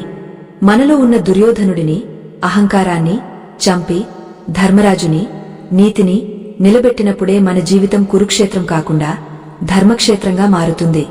ఇప్పటి వరకు మనం 6 సూత్రాలను కవర్ చేశాం. కానీ 7వది మరియు అన్నింటికంటే శక్తివంతమైనది ఇంకా మిగిలే ఉంది. అది లేకపోతే ఈ 6 సూత్రాలు పనికిరావు. అది ఒక రక్షణ కవచం లాంటిది. కర్ణుడికి కవచకుండలాలు ఎలాగో మన సంపదకు ఆ 7వ సూత్రం అలా రక్షగా నిలుస్తుంది. అదే రుణ విముక్తి మరియు కృతజ్ఞత. అప్పులు చేయడం తప్పు కాదు, కాని వాటిని తీర్చడంలో ఉన్న నియమాలు తెలియకపోతే ఆ అప్పులే మనల్ని ఎలా బలి తీసుకుంటాయో మహాభారతం చాలా కఠినంగా హెచ్చరించింది. భీష్ముడు అంపశయ్య మీద ఉండి కూడా తాను తండ్రికి ఇచ్చిన మాట అనే రుణం తీర్చుకోవడానికి ఎంత వేదన అనుభవించాడో మనకు తెలుసు. అసలు రుణం అంటే కేవలం డబ్బు మాత్రమేనా? కాదు. మనం తల్లిదండ్రుల నుండి పొందిన శరీరం ఒక రుణం, గురువు నుండి పొందిన విద్య ఒక రుణం, సమాజం నుండి పొందుతున్న సహాయం ఒక రుణం. ఈ రుణాలను తీర్చకుండా ఎంత సంపాదించినా అది నిలబడదు అని శాస్త్రం చెబుతోంది. ఈ కాస్మిక్ డెట్ సిద్ధాంతాన్ని మనం రాబోయే భాగాల్లో చాలా లోతుగా చూడబోతున్నాం. ఇది అర్థమైతే మీ జీవితంలో అద్భుతాలు జరుగుతాయి. మీకు తెలియకుండానే మీ కష్టాలు తీరిపోతాయి. అంతేకాకుండా వచ్చే భాగంలో మనం కౌరవులు తమ వద్ద ఉన్న అపారమైన సంపదను ఎందుకు కాపాడుకోలేకపోయారు, వారి ఫైనాన్షియల్ మేనేజ్మెంట్ లో జరిగిన అతి పెద్ద తప్పులు ఏంటి అనే విషయాన్ని కూడా కేస్ స్టడీ లాగా విశ్లేషించబోతున్నాం. ఇది చాలా ఆసక్తికరంగా ఉండబోతోంది. మన ప్రయాణం క్లైమాక్స్ వైపు వెళ్తోంది. ఇక మిగిలినవి చాలా కీలకమైన ఘట్టాలు. పాండవులు స్వర్గారోహణ చేసే సమయంలో కూడా ఒక్కొక్కరుగా పడిపోతారు. ఎందుకు? వారిలో ఉన్న ఏ చిన్న లోపం వల్ల వారు పడిపోయారు? ఆ లోపాలు మనలో కూడా ఉన్నాయా? ఉంటే వాటిని ఎలా సరిదిద్దుకోవాలి అనే విషయాలు తెలుసుకోవడానికి సిద్ధంగా ఉండండి. రుణం అనేది అగ్ని లాంటిది, వ్యాధి లాంటిది, శత్రువు లాంటిది అని చాణక్యుడు కూడా చెప్పాడు. దాన్ని ఎంత త్వరగా తీర్చేస్తే అంత మంచిది. లేకపోతే అది పెద్దదై మనల్ని దహించివేస్తుంది. మహాభారతంలో ఈ రుణ బాధకు నిలువెత్తు సాక్ష్యం కర్ణుడు. కర్ణుడు దుర్యోధనుడి దగ్గర ఆశ్రయం పొందాడు, ఆదరణ పొందాడు, అంగరాజ్యాభిషేకం చేయించుకున్నాడు. ఇవన్నీ దుర్యోధనుడు ఉచితంగా ఇవ్వలేదు. కర్ణుడిని తన బంటుగా మార్చుకోవడానికి ఇచ్చినవే. దానికి బదులుగా కర్ణుడు తన జీవితాన్నే ఫణంగా పెట్టాల్సి వచ్చింది. తన కళ్ల ముందు అధర్మం జరుగుతున్నా, ద్రౌపదికి అవమానం జరుగుతున్నా కర్ణుడు నోరు మెదపలేకపోయాడు. ఎందుకంటే అతను దుర్యోధనుడి ఉప్పు తిన్నాడు. ఆ రుణం అతన్ని కట్టిపడేసింది. ధర్మాన్ని రక్షించలేని నిస్సహాయ స్థితిలోకి నెట్టేసింది. దీని నుండి మనం నేర్చుకోవలసిన అతి ముఖ్యమైన ఆర్థిక పాఠమేమిటంటే, చెడ్డవారి దగ్గర నుండి లేదా తప్పుడు మార్గంలో వచ్చిన డబ్బును లేదా సహాయాన్ని ఎప్పుడూ తీసుకోకూడదు. అది మన స్వేచ్ఛను హరిస్తుంది, మన విచక్షణను చంపేస్తుంది. ఈ రోజుల్లో మనం చూస్తుంటాం, కొందరు అవసరానికి మించి అప్పులు చేసి క్రెడిట్ కార్డులు వాడి చివరికి ఆ అప్పు తీర్చడానికి తమ ఆత్మగౌరవాన్ని తాకట్టు పెడుతుంటారు. అప్పు ఇచ్చేవాడు మన యజమాని అవుతాడు, మనం వాడికి బానిసలం అవుతాం. కర్ణుడు అంతటి మహావీరుడే బానిసలా మారిపోయినప్పుడు సామాన్యుల పరిస్థితి ఎంత? అందుకే పాత అప్పులు తీర్చనిదే కొత్త పెట్టుబడులు పెట్టకూడదు అని పెద్దలు చెబుతారు. మన సంపాదనలో మొదటి భాగం ఎప్పుడూ రుణ విముక్తి కోసమే కేటాయించాలి. అయితే రుణం అంటే కేవలం బ్యాంకు లోను మాత్రమే కాదు. పితృరుణం, దేవరుణం, ఋషి రుణం అని 3 రకాల రుణాలు ప్రతి మనిషికి పుట్టుకతోనే వస్తాయి. తల్లిదండ్రులను బాగా చూసుకోవడం ద్వారా పితృరుణం, దైవ కార్యాలు చేయడం ద్వారా దేవరుణం, జ్ఞానాన్ని నలుగురికి పంచడం ద్వారా ఋషి రుణం తీరుతాయి. ఈ బాధ్యతలను విస్మరించి ఎంత డబ్బు సంపాదించినా అది నిలవదు. మన దగ్గర ఉన్న సంపద కేవలం మనది మాత్రమే అనుకోవడం అజ్ఞానం. అందులో మన కుటుంబ సభ్యుల, మన సమాజం యొక్క వాటా ఉంది. ఆ వాటాను సక్రమంగా వారికి అందజేయడమే నిజమైన రుణ విముక్తి. ఇది చేయకపోతే ఆ డబ్బు మనకు సంతోషాన్ని ఇవ్వకపోగా మానసిక అశాంతిని మిగిల్చుతుంది. మీరు కూడా రుణ విముక్తులు కావాలని, ప్రశాంతమైన ఆర్థిక జీవితాన్ని గడపాలని కోరుకుంటే ఈ మంచి విషయాన్ని నలుగురికి పంచడానికి ఈ వీడియోను లైక్ చేయండి. మీ ఒక్క లైక్ ఎంతోమందికి ఈ జ్ఞానాన్ని చేరవేస్తుంది. ఇప్పుడు మనం కౌరవుల ఆర్థిక వైఫల్యాన్ని ఒక కేస్ స్టడీ లా విశ్లేషిద్దాం. కౌరవుల దగ్గర లేనిది ఏంటి? రాజ్యముంది, అధికారముంది, ధనముంది, సైన్యముంది. కాని వారు ఎందుకు విఫలమయ్యారు? వారి ప్రధాన లోపం సంపద నిర్వహణలో అహంకారం. దుర్యోధనుడు డబ్బుతో దేన్నైనా కొనవచ్చు అని నమ్మాడు. మనుషుల అభిమానాన్ని, నమ్మకాన్ని కూడా కొనవచ్చు అనుకున్నాడు. శల్యుడు అనే మహారాజు పాండవులకు మామ వరుస అవుతాడు. అతను తన సేనలతో పాండవులకు సహాయం చేయడానికి బయలుదేరాడు. ఇది తెలిసిన దుర్యోధనుడు శల్యుడు వచ్చే దారిలో గొప్ప విందులు ఏర్పాటు చేశాడు. విశ్రాంతి భవనాలు కట్టించాడు. శల్యుడు ఇదంతా ధర్మరాజు చేశాడేమో అనుకుని ఆతిథ్యం స్వీకరించాడు. చివరికి దుర్యోధనుడు ఎదురుపడి, ఇదంతా చేసింది నేను, కాబట్టి నువ్వు నా వైపు యుద్ధం చేయాలి అని అడిగాడు. శల్యుడు ఆతిథ్యం తీసుకున్నాడు కాబట్టి ఆ రుణం తీర్చుకోవడానికి అయిష్టంగానే కౌరవుల వైపు చేరాడు. చూసారా, దుర్యోధనుడు ఒక మోసపూరితమైన వ్యూహంతో ఒక గొప్ప వీరుడిని తన వైపు తిప్పుకున్నాడు. ఇది తాత్కాలికంగా విజయమే అనిపించవచ్చు. కాని యుద్ధరంగంలో శల్యుడు కర్ణుడికి సారథిగా ఉండి కర్ణుడిని మానసికంగా దెబ్బతీశాడు. కర్ణుడి ఉత్సాహాన్ని నీరుగార్చాడు. అంటే డబ్బుతో, మాయతో కొన్న మనిషి ఎప్పుడూ మనకు పూర్తిగా విధేయుడుగా ఉండడు. అతను అవకాశం వచ్చినప్పుడు మనల్ని దెబ్బతీస్తాడు. డబ్బు పెట్టి కొన్న ఉద్యోగులు లేదా డబ్బు కోసం వచ్చే బంధువులు మనకు నిజమైన ఆస్తులు కారు. వారు మన సంపద ఉన్నంత కాలమే ఉంటారు. కాని పాండవుల వైపు ఉన్నవారు కేవలం ధర్మం కోసం, ప్రేమ కోసం నిలబడ్డారు. వారు ప్రాణాలైనా ఇస్తారు కాని ద్రోహం చేయరు. వ్యాపారంలో నమ్మకమైన భాగస్వాములు కావాలి తప్ప అమ్ముడుపోయేవారు కాదు. మరొక ముఖ్యమైన విషయం కృతజ్ఞత. మహాభారతంలో కృష్ణుడు ప్రతి చిన్న సహాయానికి కృతజ్ఞత చూపిస్తాడు. సాందీపుని దగ్గర చదువుకున్నందుకు గురు దక్షిణగా గురువుగారి కొడుకును బతికించి తెచ్చాడు. కుచేలుడు ఇచ్చిన పిడికెడు అటుకులకు బంగారు మేడలు ఇచ్చాడు. ద్రౌపది తన చీర కొంగు చింపి కృష్ణుడి వేలికి కట్టు కట్టినందుకు సభలో ఆమెకు అక్షయంగా చీరలిచ్చి ఆదుకున్నాడు. అంటే తీసుకున్న చిన్న సహాయాన్ని కూడా మర్చిపోకుండా దానికి 100 రెట్లు తిరిగి ఇవ్వడం అనేది లక్ష్మీదేవిని ఆకర్షించే గొప్ప గుణం. కృతజ్ఞత లేనివాడి దగ్గర సిరి నిలవదు. మనం ఎదిగే క్రమంలో మనకు సహాయం చేసిన ప్రతి ఒక్కరిని గుర్తుపెట్టుకోవాలి. డ్రైవర్ దగ్గర నుండి మేనేజర్ వరకు ప్రతి ఒక్కరి శ్రమను గుర్తించాలి. అప్పుడే మన సామ్రాజ్యం నిలబడుతుంది. కౌరవులలో ఈ కృతజ్ఞత లేదు. ద్రోణాచార్యుడు, భీష్ముడు, కృపాచార్యుడు వంటి పెద్దల పట్ల దుర్యోధనుడు ఎప్పుడూ అనుమానంతో, అగౌరవంతో ప్రవర్తించేవాడు. మీరు పాండవుల పక్షపాతులు, నా తిండి తిని వారితో స్నేహం చేస్తున్నారు అని నిందించేవాడు. ఈ మాటలు వారిని ఎంతగానో బాధించేవి. యజమాని తన కింద పని చేసేవారిని లేదా తన శ్రేయోభిలాషులను అవమానిస్తే ఆ సంస్థ పతనం అంచున ఉన్నట్టే లెక్క. ఉద్యోగులను కేవలం జీతం తీసుకునే యంత్రాలుగా కాకుండా మన భాగస్వాములుగా చూడాలి. వారి సంతోషమే మన లాభం.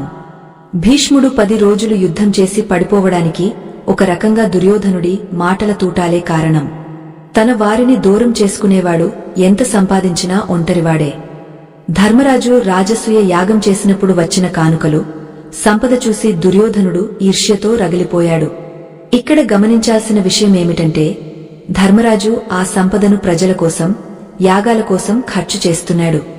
అంటే సంపదను ప్రవహింపజేస్తున్నాడు. కాని దుర్యోధనుడు ఆ సంపదను చూసి ఏడ్చాడు తప్ప తాను కూడా అలాంటి మంచి పనులు చేసి పేరు తెచ్చుకోవాలి అనుకోలేదు. ఈర్ష్య అనేది దరిద్రానికి పెద్ద దారి. పక్కవాడిని చూసి ఏడ్చేవాడు ఎప్పటికీ బాగుపడడు. పోటీ ఉండాలి కాని ఈర్ష్య ఉండకూడదు. పక్కవాడి వ్యాపారం బాగుంటే మనం అతని నుండి ఏం నేర్చుకోవాలి అని ఆలోచించాలి. అంతే కాని వాడిమీద ఏడుస్తూ కూర్చుంటే మన వ్యాపారం కూడా పాడవుతుంది. దుర్యోధనుడి ఈర్ష్యే కురుక్షేత్ర యుద్ధానికి, కౌరవ వంశ నాశనానికి మూల కారణం. మనం ఇప్పటివరకు 7 రహస్య సూత్రాలను వివిధ కోణాల్లో చర్చించాం. 1 క్షేత్రం, పునాది నైపుణ్యం. 2 లక్ష్య శుద్ధి, ఏకాగ్రత. 3 నిష్క్రమణ ప్రణాళిక, రిస్క్ మేనేజ్మెంట్. 4 ధర్మబద్ధమైన భాగస్వామ్యం, టీం వర్క్. 5 కాల నిర్ణయం, టైమింగ్. 6 ధర్మ సూక్ష్మం, వ్యూహం. 7 రుణ విముక్తి, కృతజ్ఞత. ఇవి కేవలం సిద్ధాంతాలు కాదు, ఇవి జీవన విధానాలు. వీటిని పాటిస్తే సామాన్యుడు కూడా కుబేరుడు కావచ్చు. కాని కథ ఇక్కడితో అయిపోలేదు. అసలైన ట్విస్ట్ ఇక్కడే ఉంది. యుద్ధం గెలిచాక, రాజ్యం వచ్చాక పాండవులు సుఖపడ్డారా అంటే లేదనే చెప్పాలి. యుద్ధం తర్వాత పాండవులు 36 ఏళ్లు రాజ్యపాలన చేశారు. ఆ తర్వాత స్వర్గారోహణ, స్వర్గానికి ప్రయాణం మొదలుపెట్టారు. ఈ ప్రయాణం చాలా విచిత్రమైనది. 5 పాండవులు, ద్రౌపది కలిసి హిమాలయాల మీదుగా స్వర్గానికి నడిచి వెళ్తుంటారు. కాని దారిలో ఒక్కొక్కరుగా కింద పడి చనిపోతారు. అందరికంటే ముందు ద్రౌపది పడిపోతుంది. తర్వాత సహదేవుడు, నకులుడు, అర్జునుడు, భీముడు. చివరకు ధర్మరాజు ఒక్కడే కుక్క రూపంలో ఉన్న ధర్మాన్ని వెంటబెట్టుకుని స్వర్గానికి చేరుకుంటాడు. ఎందుకు ఇలా జరిగింది? వారు అంతటి ధర్మాత్ములు కదా, మరి ఎందుకు మధ్యలోనే పడిపోయారు? ఈ ప్రశ్నకు సమాధానంలోనే మన మనీ సైకాలజీ లేదా సంపదకు సంబంధించిన మానసిక లోపాల గుట్టుదాగ ఉంది. ద్రౌపది పడిపోవడానికి కారణం ఆమెకు అర్జునుడి మీద మిగతా భర్తల కంటే ఎక్కువ ప్రేమ ఉండటం. అంటే పక్షపాతం. మనం సంపద విషయంలో లేదా పిల్లల విషయంలో పక్షపాతం చూపిస్తే అది మన పతనానికి కారణం అవుతుంది. సహదేవుడు పడిపోవడానికి కారణం తన అంత తెలివైనవాడు లేడని గర్వపడటం. మేధో గర్వం. స్టాక్ మార్కెట్లో గాని వ్యాపారంలో గాని నాకు అన్నీ తెలుసు, నేనే తోపుని అనుకునేవాడు ఖచ్చితంగా దెబ్బతింటాడు. మార్కెట్ ఎప్పుడూ మనకంటే గొప్పది. వినయం లేని తెలివి వ్యర్థం. నకులుడు తన అందాన్ని చూసి గర్వపడ్డాడు. అంటే బాహ్య ఆడంబరం. మనం వేసుకునే బట్టలు, వాడే కార్లు చూసి మనమే గొప్ప అని ఫీల్ అయితే అది పతనానికి సంకేతం. అర్జునుడు పడిపోవడానికి కారణం నేను ఒక్కడినే శత్రువులందరినీ ఒక్క రోజులో చంపగలను అని ప్రగల్భాలు పలకడం. అంటే అతి విశ్వాసం. నేను ఎలాంటి ఆర్థిక సమస్యనైనా ఒక్క రోజులో పరిష్కరించగలను అనుకోవడం మూర్ఖత్వం. భీముడు పడిపోవడానికి కారణం అతి తిండి, తన బలం గురించి గొప్పలు చెప్పుకోవడం. అంటే అవసరానికి మించి వినియోగం మరియు బలగర్వం. మన దగ్గర డబ్బు ఉంది కదా అని విలాసాలకు విపరీతంగా ఖర్చు చేయడం, మన స్థాయిని చూసి మురిసిపోవడం కూడా ప్రమాదమే. ఈ విషయాలను తెలుసుకోవడం వల్ల మనకేంటి ఉపయోగం? మనం డబ్బు సంపాదించే క్రమంలో మనకు తెలియకుండానే ఈ 5 లోపాలు — పక్షపాతం, మేధో గర్వం, ఆడంబరం, అతి విశ్వాసం, విలాసం — మనలోకి ప్రవేశిస్తాయి. ఇవి మనల్ని ఆర్థిక శిఖరం నుండి కిందకు తోసేస్తాయి. పాండవులంతటి వారే పడిపోయినప్పుడు మనం ఎంత జాగ్రత్తగా ఉండాలి? మన వ్యక్తిత్వాన్ని, మన ప్రవర్తనను ఎప్పటికప్పుడు సరిచూసుకుంటూ ఉండాలి. ధర్మరాజు ఒక్కడే ఎందుకు వెళ్ళగలిగాడు? అతనికి ఈ లోపాలు లేవా?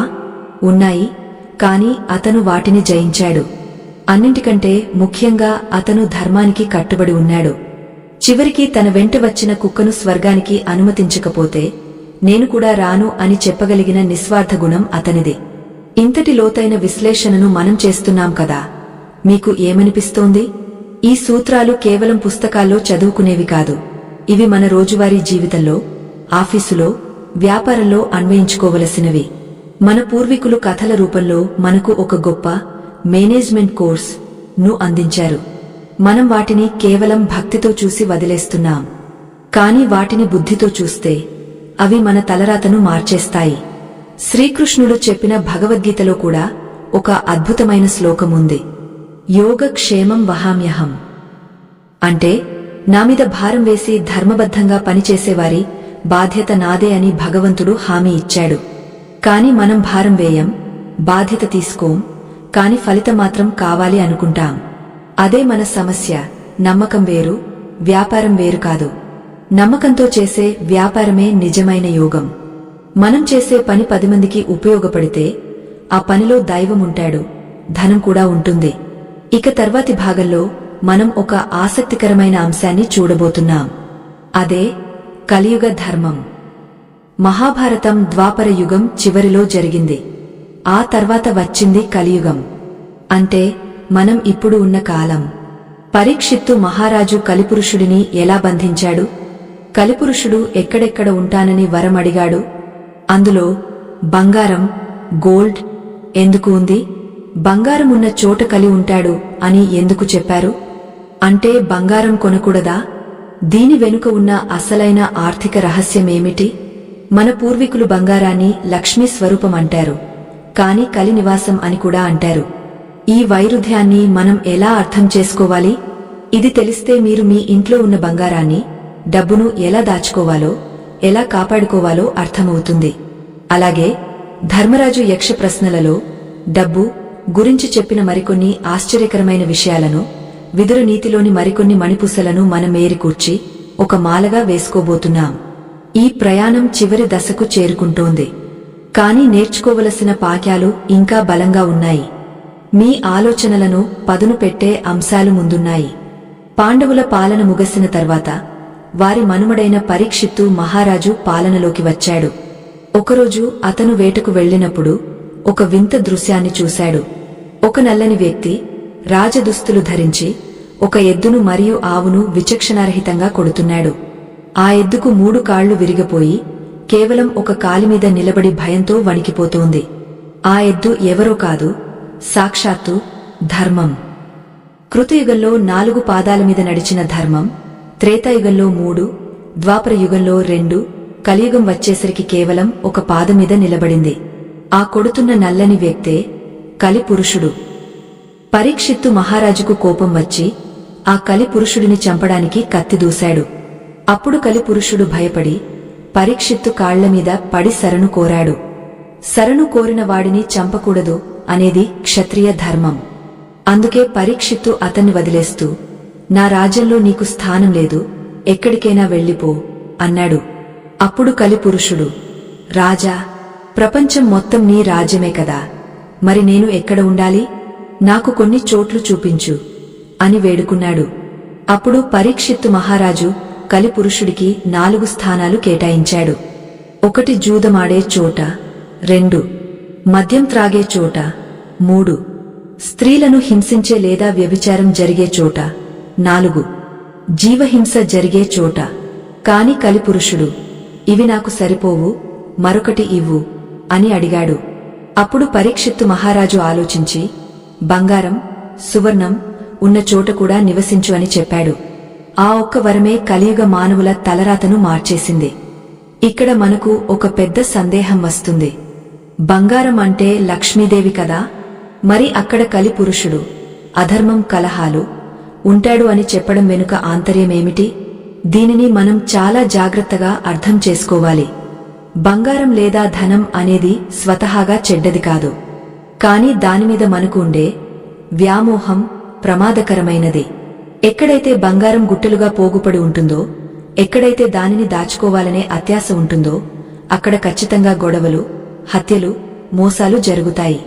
మన చరిత్రలో చూస్తే బంగారం కోసం, ఆస్తుల కోసం సొంత అన్నదమ్ములే చంపుకున్న సంఘటనలు ఎన్నో ఉన్నాయి.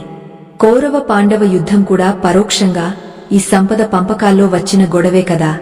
అంటే మనం సంపాదించిన డబ్బును లేదా బంగారాన్ని కేవలం బీరువాల్లో దాచిపెట్టి, ఇది నాది, నాది అని మురిసిపోతే అక్కడ కలిపురుషుడు ప్రవేశిస్తాడు. ఆ ఇంట్లో నెమ్మది ఉండదు. భార్యాభర్తల మధ్య, పిల్లల మధ్య ఆస్తి తగాదాలు వస్తాయి. మరి దీనికి పరిష్కారమేమిటి? బంగారాన్ని లక్ష్మిగా మాత్రమే చూడాలి తప్ప అహంకారం గా చూడకూడదు. ఆ సంపదను సత్కార్యాలకు వాడాలి. అవసరమైనప్పుడు దానం చేయాలి. అప్పుడే అక్కడ కలి ప్రభావం పోయి లక్ష్మీదేవి అనుగ్రహం నిలుస్తుంది. ఇది కలియుగంలో మనం పాటించవలసిన అతి ముఖ్యమైన ఆర్థిక జాగ్రత్త. ఈ కలియుగ ధర్మం గురించి వ్యాసుడు మహాభారతంలోనే కొన్ని భయంకరమైన జోస్యాలు చెప్పాడు. కలియుగంలో మనిషి యొక్క గొప్పతనాన్ని అతని గుణాన్ని బట్టి కాకుండా అతని దగ్గర ఉన్న డబ్బును బట్టి నిర్ణయిస్తారు అని చెప్పాడు. ఈ రోజు మనం చూస్తున్నది అదే కదా. ఎంత గొప్ప పండితుడైనా డబ్బు లేకపోతే అతనికి విలువ లేదు. ఎంత దుర్మార్గుడైనా డబ్బు ఉంటే వాడికి సమాజం బ్రహ్మరథం పడుతోంది. అలాగే న్యాయం కూడా డబ్బుతో కొనబడుతుంది అని చెప్పాడు. ఇవన్నీ మన కళ్ల ముందే జరుగుతున్నాయి. మరి ఇలాంటి సమాజంలో మనం ధర్మబద్ధంగా బతకడం ఎలా డబ్బు సంపాదించాలి? దీనికి సమాధానం కూడా మన గ్రంథాల్లోనే ఉంది. ధర్మో రక్షతి రక్షితః అంటే మనం ధర్మాన్ని కాపాడితే అది మనల్ని కాపాడుతుంది. కలియుగంలో అధర్మం 4 పాదాల మీద నడుస్తున్నా మనం చేసే చిన్న ధర్మం కూడా మనకు కొండంత రక్షణ ఇస్తుంది. వ్యాపారంలో నిజాయితీగా ఉండటం కష్టమే, కానీ ఆ నిజాయితీ వల్లే దీర్ఘకాలంలో మనకు కస్టమర్లు పెరుగుతారు. కల్తీ లేని వస్తువులు అమ్మేవాడి దగ్గరికే జనం వెళ్తారు.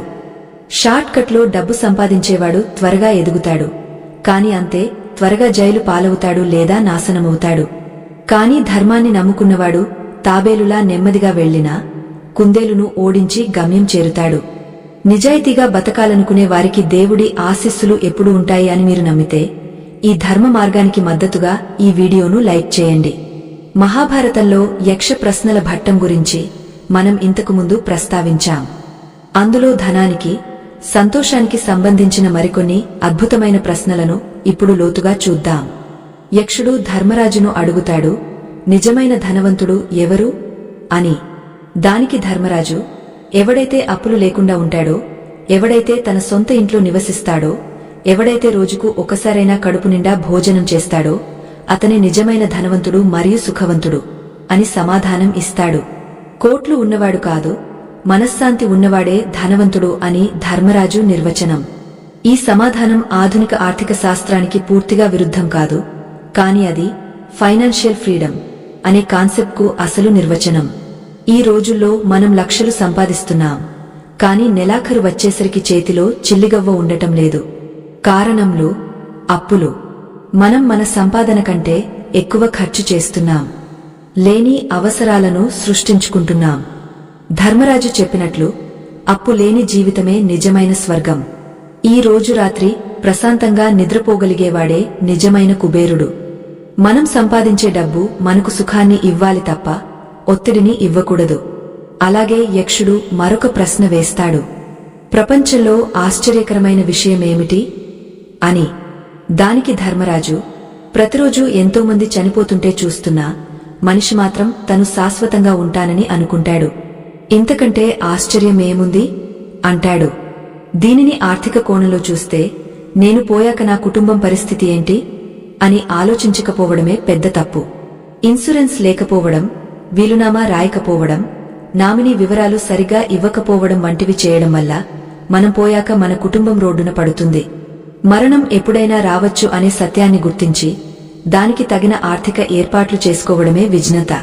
విదుర నీతిలో సంపద రక్షణ గురించి మరొక గొప్ప సూత్రముంది. చెరువులో నీరు నిల్వ ఉంటే పాచిపోతుంది, గట్టు తెగ్గొట్టి నీటిని పారిస్తేనే కొత్త నీరు వస్తుంది, చెరువు బాగుంటుంది. అలాగే సంపద కూడా దానం ద్వారా, పెట్టుబడి ద్వారా బయటకు వెళ్తూ ఉంటేనే కొత్త సంపద వస్తుంది, ఉన్న సంపద రక్షించబడుతుంది. దీనిని మనం అనవచ్చు, పిసినారి దగ్గర డబ్బు ఎప్పుడూ నిలకడగా ఉండదు, అది దొంగల పాలవుతుంది లేదా రోగాల పాలవుతుంది. మనం సంపాదించిన దానిలో కొంత భాగం సమాజానికి ఖర్చు చేస్తే సమాజం మనల్ని కాపాడుతుంది. మహాభారతంలో ద్రౌపది పాత్ర గురించి మనం ప్రత్యేకంగా చెప్పుకోవాలి. పాండవులు అడవుల్లో ఉన్నా, రాజభవనంలో ఉన్నా ఆర్థిక వ్యవహారాలన్నీ చూసుకున్నది ద్రౌపదే. ఆమెకు పాండవుల ఖజానాలో ఎంత ధనముంది, ఎంత ఖర్చు అవుతోంది, ఎంతమంది సేవకులు ఉన్నారు, ఎవరెవరికి ఎంత జీతం ఇవ్వాలి అనే పూర్తి లెక్కలు కనకతావచ్చు. ఆమె శ్రీకృష్ణుడి సత్యభామతో సంభాషించేటప్పుడు ఈ విషయాలన్నీ చెబుతుంది. ఒక గృహిణికి ఉండవలసిన ఆర్థిక అక్షరాస్యత కు ద్రౌపది ఒక గొప్ప ఉదాహరణ. ఇంటి యజమానురాలు సరిగా ఉంటే ఆ ఇల్లు ఎప్పటికీ ఆర్థిక ఇబ్బందుల్లో పడదు. మగవారు సంపాదించడం ఒక ఎత్తు అయితే ఆడవారు దానిని పొదుపుగా నిర్వహించడం మరొక ఎత్తు. అందుకే మన సంప్రదాయంలో స్త్రీని గృహలక్ష్మి అన్నారు. భార్యాభర్తలు ఇద్దరు కలిసి కూర్చుని ఇంటి ఖర్చుల గురించి, భవిష్యత్తు గురించి చర్చించుకోవాలి. దాపరికం ఉండకూడదు. ద్రౌపదికి, ధర్మరాజుకి మధ్య ఉన్న అవగాహన ప్రతి దంపతుల మధ్య ఉండాలి. ఇప్పుడు మనం సంతృప్తి అనే భావన గురించి మాట్లాడుకుందాం. యక్ష ప్రశ్నలోనే మరొక విషయముంది. సంతృప్తి లేని బ్రాహ్మణుడు నశిస్తాడు, సంతృప్తి ఉన్న రాజు నశిస్తాడు. ఇది చాలా విచిత్రమైన సూత్రం. దీని అర్థమేంటంటే ఆధ్యాత్మిక చింతన ఉన్నవాడికి, బ్రాహ్మణుడికి ఎంత ఉన్నా చాలు అనుకునే తృప్తి ఉండాలి. కాని దేశాన్ని పాలించే రాజుకి లేదా వ్యాపారం చేసేవాడికి ఇది చాలు అనే తృప్తి ఉండకూడదు. ఎప్పటికప్పుడు రాజ్యాన్ని విస్తరించాలి, ఖజానాను నింపాలి, ప్రజలకు ఇంకా మంచి చేయాలి అనే తపన ఉండాలి. రాజు గనుక నాకు ఈ రాజ్యం చాలు అని సోమరిగా కూర్చుంటే శత్రువులు దండెత్తి వచ్చి రాజ్యాన్ని ఆక్రమిస్తారు. అంటే మనం ఏ రంగంలో ఉన్నాం అనేదాన్ని బట్టి మన మనస్తత్వం ఉండాలి. వ్యాపారం చేసేటప్పుడు ఇంకా ఎదగాలి అనే ఆకలి ఉండాలి. కాని వ్యక్తిగత జీవితంలో ఉన్నదానితో ఆనందంగా ఉండాలి అనే తృప్తి ఉండాలి. ఈ రెండింటి మధ్య బ్యాలెన్స్ చేయడమే జీవితం. ఆఫీసులో రాజులా ఆలోచించాలి, ఇంట్లో ఋషిలా జీవించాలి. దుర్యోధనుడికి ఈ బ్యాలెన్స్ లేదు. అతను వ్యక్తిగత జీవితంలో కూడా అసంతృప్తితో రగిలిపోయాడు. పాండవులు మాత్రం అడవిలో ఉన్నప్పుడు మునులలాగా తృప్తిగా బతికారు, యుద్ధంలో రాజులలాగా ఆకలితో పోరాడారు. ఈ స్విచ్ వేయడం మనకు తెలియాలి. సందర్భానికి తగ్గట్టుగా మారాలి. మహాభారతంలో ఒక చిన్న కథ ఉంది. ఒకసారి ధర్మరాజు అశ్వమేధ యాగం చేసి పేదలందరికీ విపరీతంగా అన్నదానం, సువర్ణ దానం చేస్తాడు. అందరూ ధర్మరాజు అంత గొప్ప దాత లేడు అని పొగుడుతుంటారు. అప్పుడు అక్కడికి ఒక ముంగస వస్తుంది. దాని శరీరం సగం బంగారు రంగులో, సగం మామూలు రంగులో ఉంటుంది. అది ఆ యాగశాలలో దొర్లి లేచి, ఇది సత్తుప్రస్తుని ధర్మం ముందు పనికిరాదు అంటుంది. అందరూ ఆశ్చర్యపోతారు. అప్పుడు ఆ ముంగస ఒక కథ చెబుతుంది. ఒక పేద బ్రాహ్మణుడు, అతని కుటుంబం తీవ్రమైన కరువులో ఉంటారు. వారికి కొన్ని రోజుల తర్వాత కొద్దిగా పిండి దొరుకుతుంది. దానిని వండుకుని తినబోతుంటే ఒక అతిథి వస్తాడు. ఆకలితో ఉన్న ఆ అతిథికి ఆ బ్రాహ్మణుడు తన వంతు ఆహారాన్ని ఇస్తాడు. అతిథికి ఇంకా ఆకలి తీరలేదు అని భార్య, కొడుకు, కోడలు కూడా తమ వంతు ఆహారాన్ని త్యాగం చేసి ఆ అతిథికి పెడతారు. ఆకలితో ఉన్నా కూడా అతిథిని దైవంగా భావించి చేసిన ఆ త్యాగానికి స్వర్గలోక ద్వారాలు తెరుచుకుంటాయి. ఆ పిండి కింద పడిన చోట దొర్లినందుకు ఆ ముంగస శరీరం సగం బంగారమైంది. కాని ధర్మరాజు చేసిన అంత పెద్ద యాగశాలలో దొర్లిన మిగతా సగం శరీరం బంగారం కాలేదు. అంటే అహంకారంతో లేదా కీర్తి కోసం చేసిన కోట్ల రూపాయల దానం కంటే కష్టంలో ఉండి కూడా సాటివాడి కోసం చేసిన చిన్న త్యాగం గొప్పది. డబ్బు సంపాదించడం గొప్ప కాదు, దాని వెనుక ఉన్న భావం గొప్పది. స్వచ్ఛమైన మనసుతో ఇచ్చే 1 రూపాయి కీర్తి కోసం ఇచ్చే 1,00,000 రూపాయల కంటే విలువైనది. ఈ విషయాన్ని మనం ఎప్పటికీ మర్చిపోకూడదు. ధర్మరాజుకు చివర్లో ఈ పాణ్యం నేర్పడానికే ఆ ముంగస వచ్చింది. మనం ఎంత ఎత్తుకు ఎదిగినా కాలు నేలమీదే ఉండాలి. మన మూలాలను, మన మానవత్వాన్ని మర్చిపోకూడదు. కలియుగంలో జీవిస్తున్నాం కాబట్టి మన చుట్టూ మోసగాళ్లు ఉంటారు. వారిని ఎలా గుర్తించాలి? మహాభారతం చెప్పిన టెక్నిక్ ఏంటంటే చిన్న విషయాల్లో పరీక్ష పెట్టడం. పాండవులు విరాట రాజు కొలువులో చేరినప్పుడు తమ నిజాయితీని చిన్న చిన్న పనుల ద్వారా నిరూపించుకున్నారు.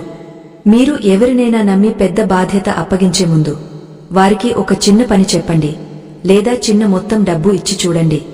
వారు ఎలా ప్రవర్తిస్తున్నారో గమనించండి. చిన్న మొత్తానికే ఆశపడేవాడు రేపు పెద్ద మొత్తాన్ని చూస్తే ఖచ్చితంగా మోసం చేస్తాడు. అలాగే కష్టాల్లో ఉన్నప్పుడు మనతో ఎవరు నిలబడ్డారు అనేది గమనించాలి. సుఖంలో ఉన్నప్పుడు అందరూ వస్తారు, కష్టంలో ఉన్నప్పుడే అసలైన మిత్రులు ఎవరో తెలుస్తుంది. కర్ణుడు దుర్యోధనుడిని నమ్మాడు, కాని శకుని లాంటివాడు పక్కన ఉన్నాడని గమనించలేకపోయాడు.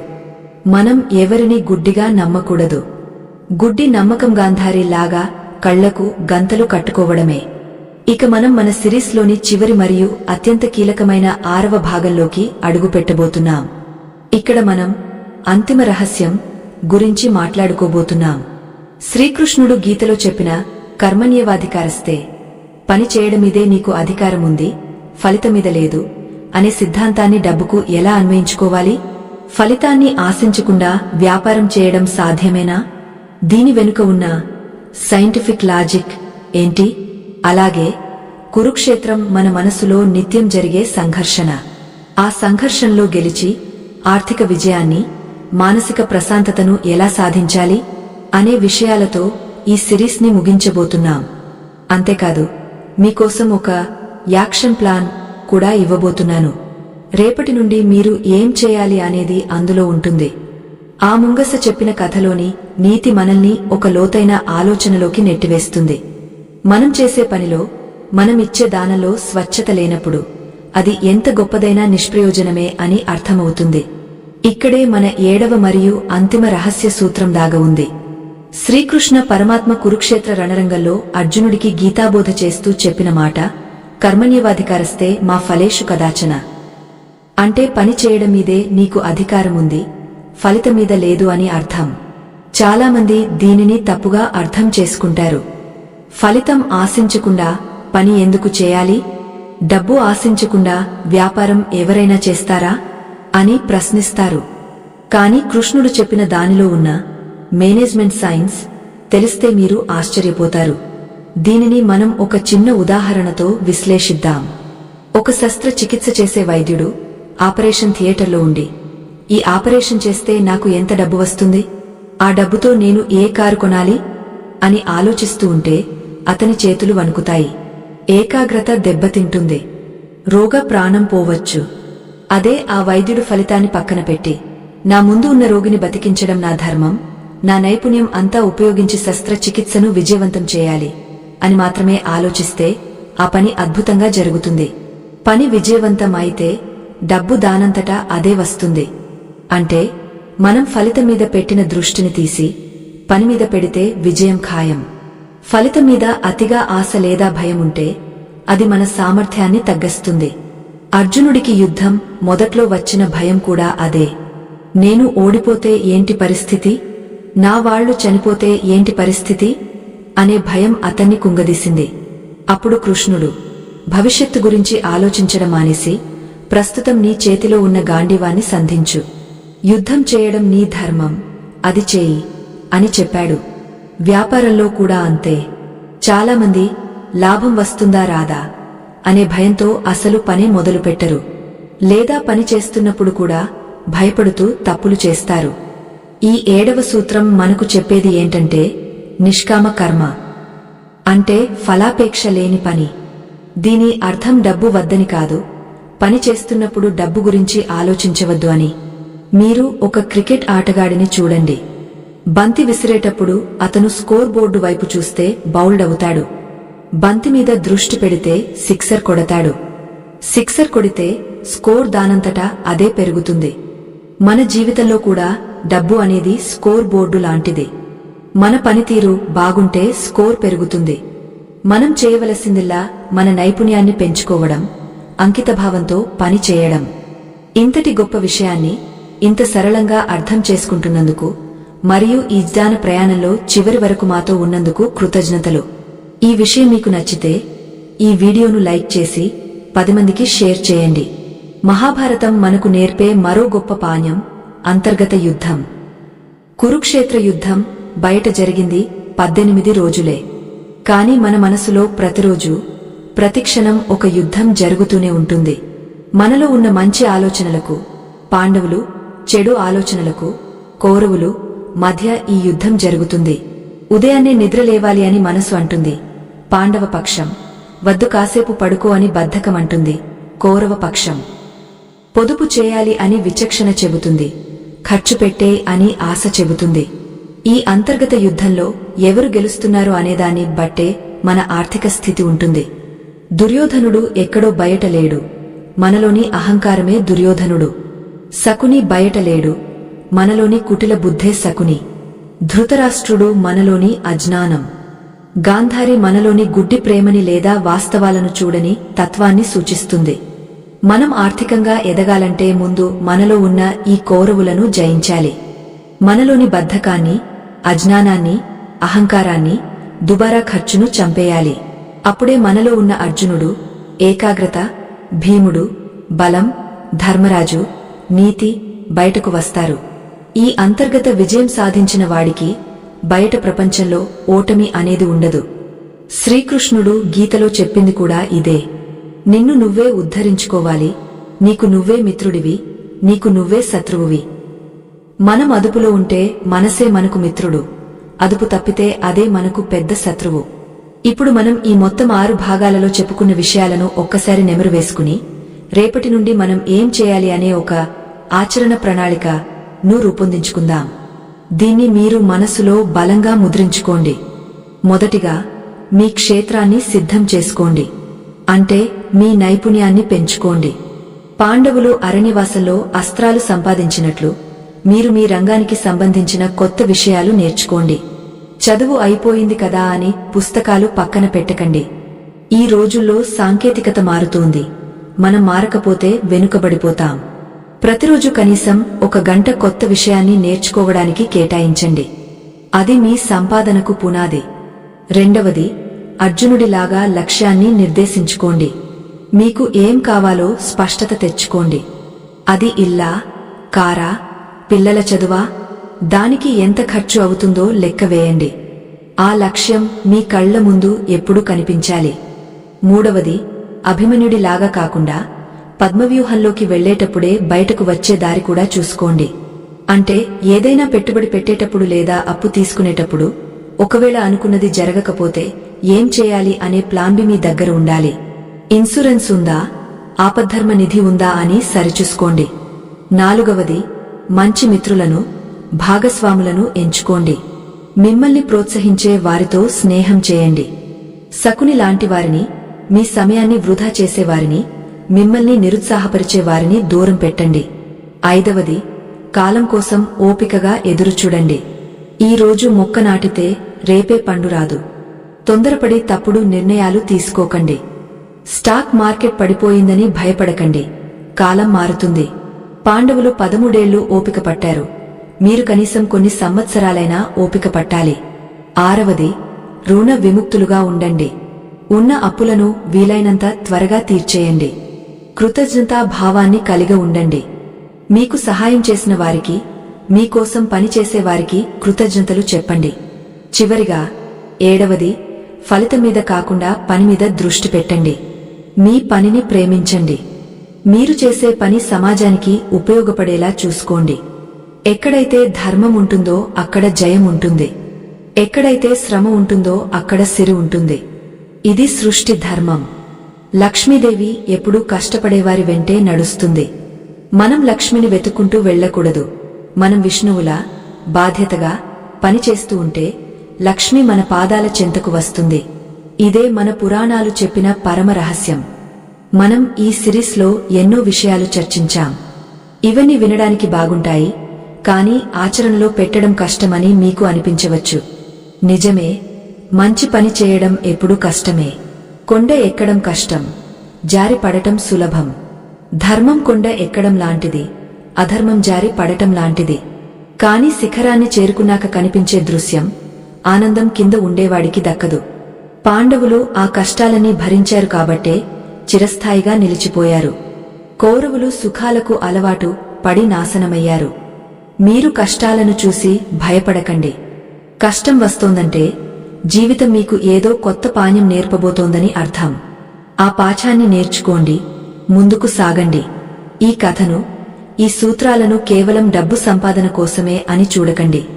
ఇవి వ్యక్తిత్వ వికాసానికి, మానసిక ప్రశాంతతకు, కుటుంబ సౌఖ్యానికి కూడా పనికొస్తాయి. మహాభారతం ఒక అద్దం లాంటిది.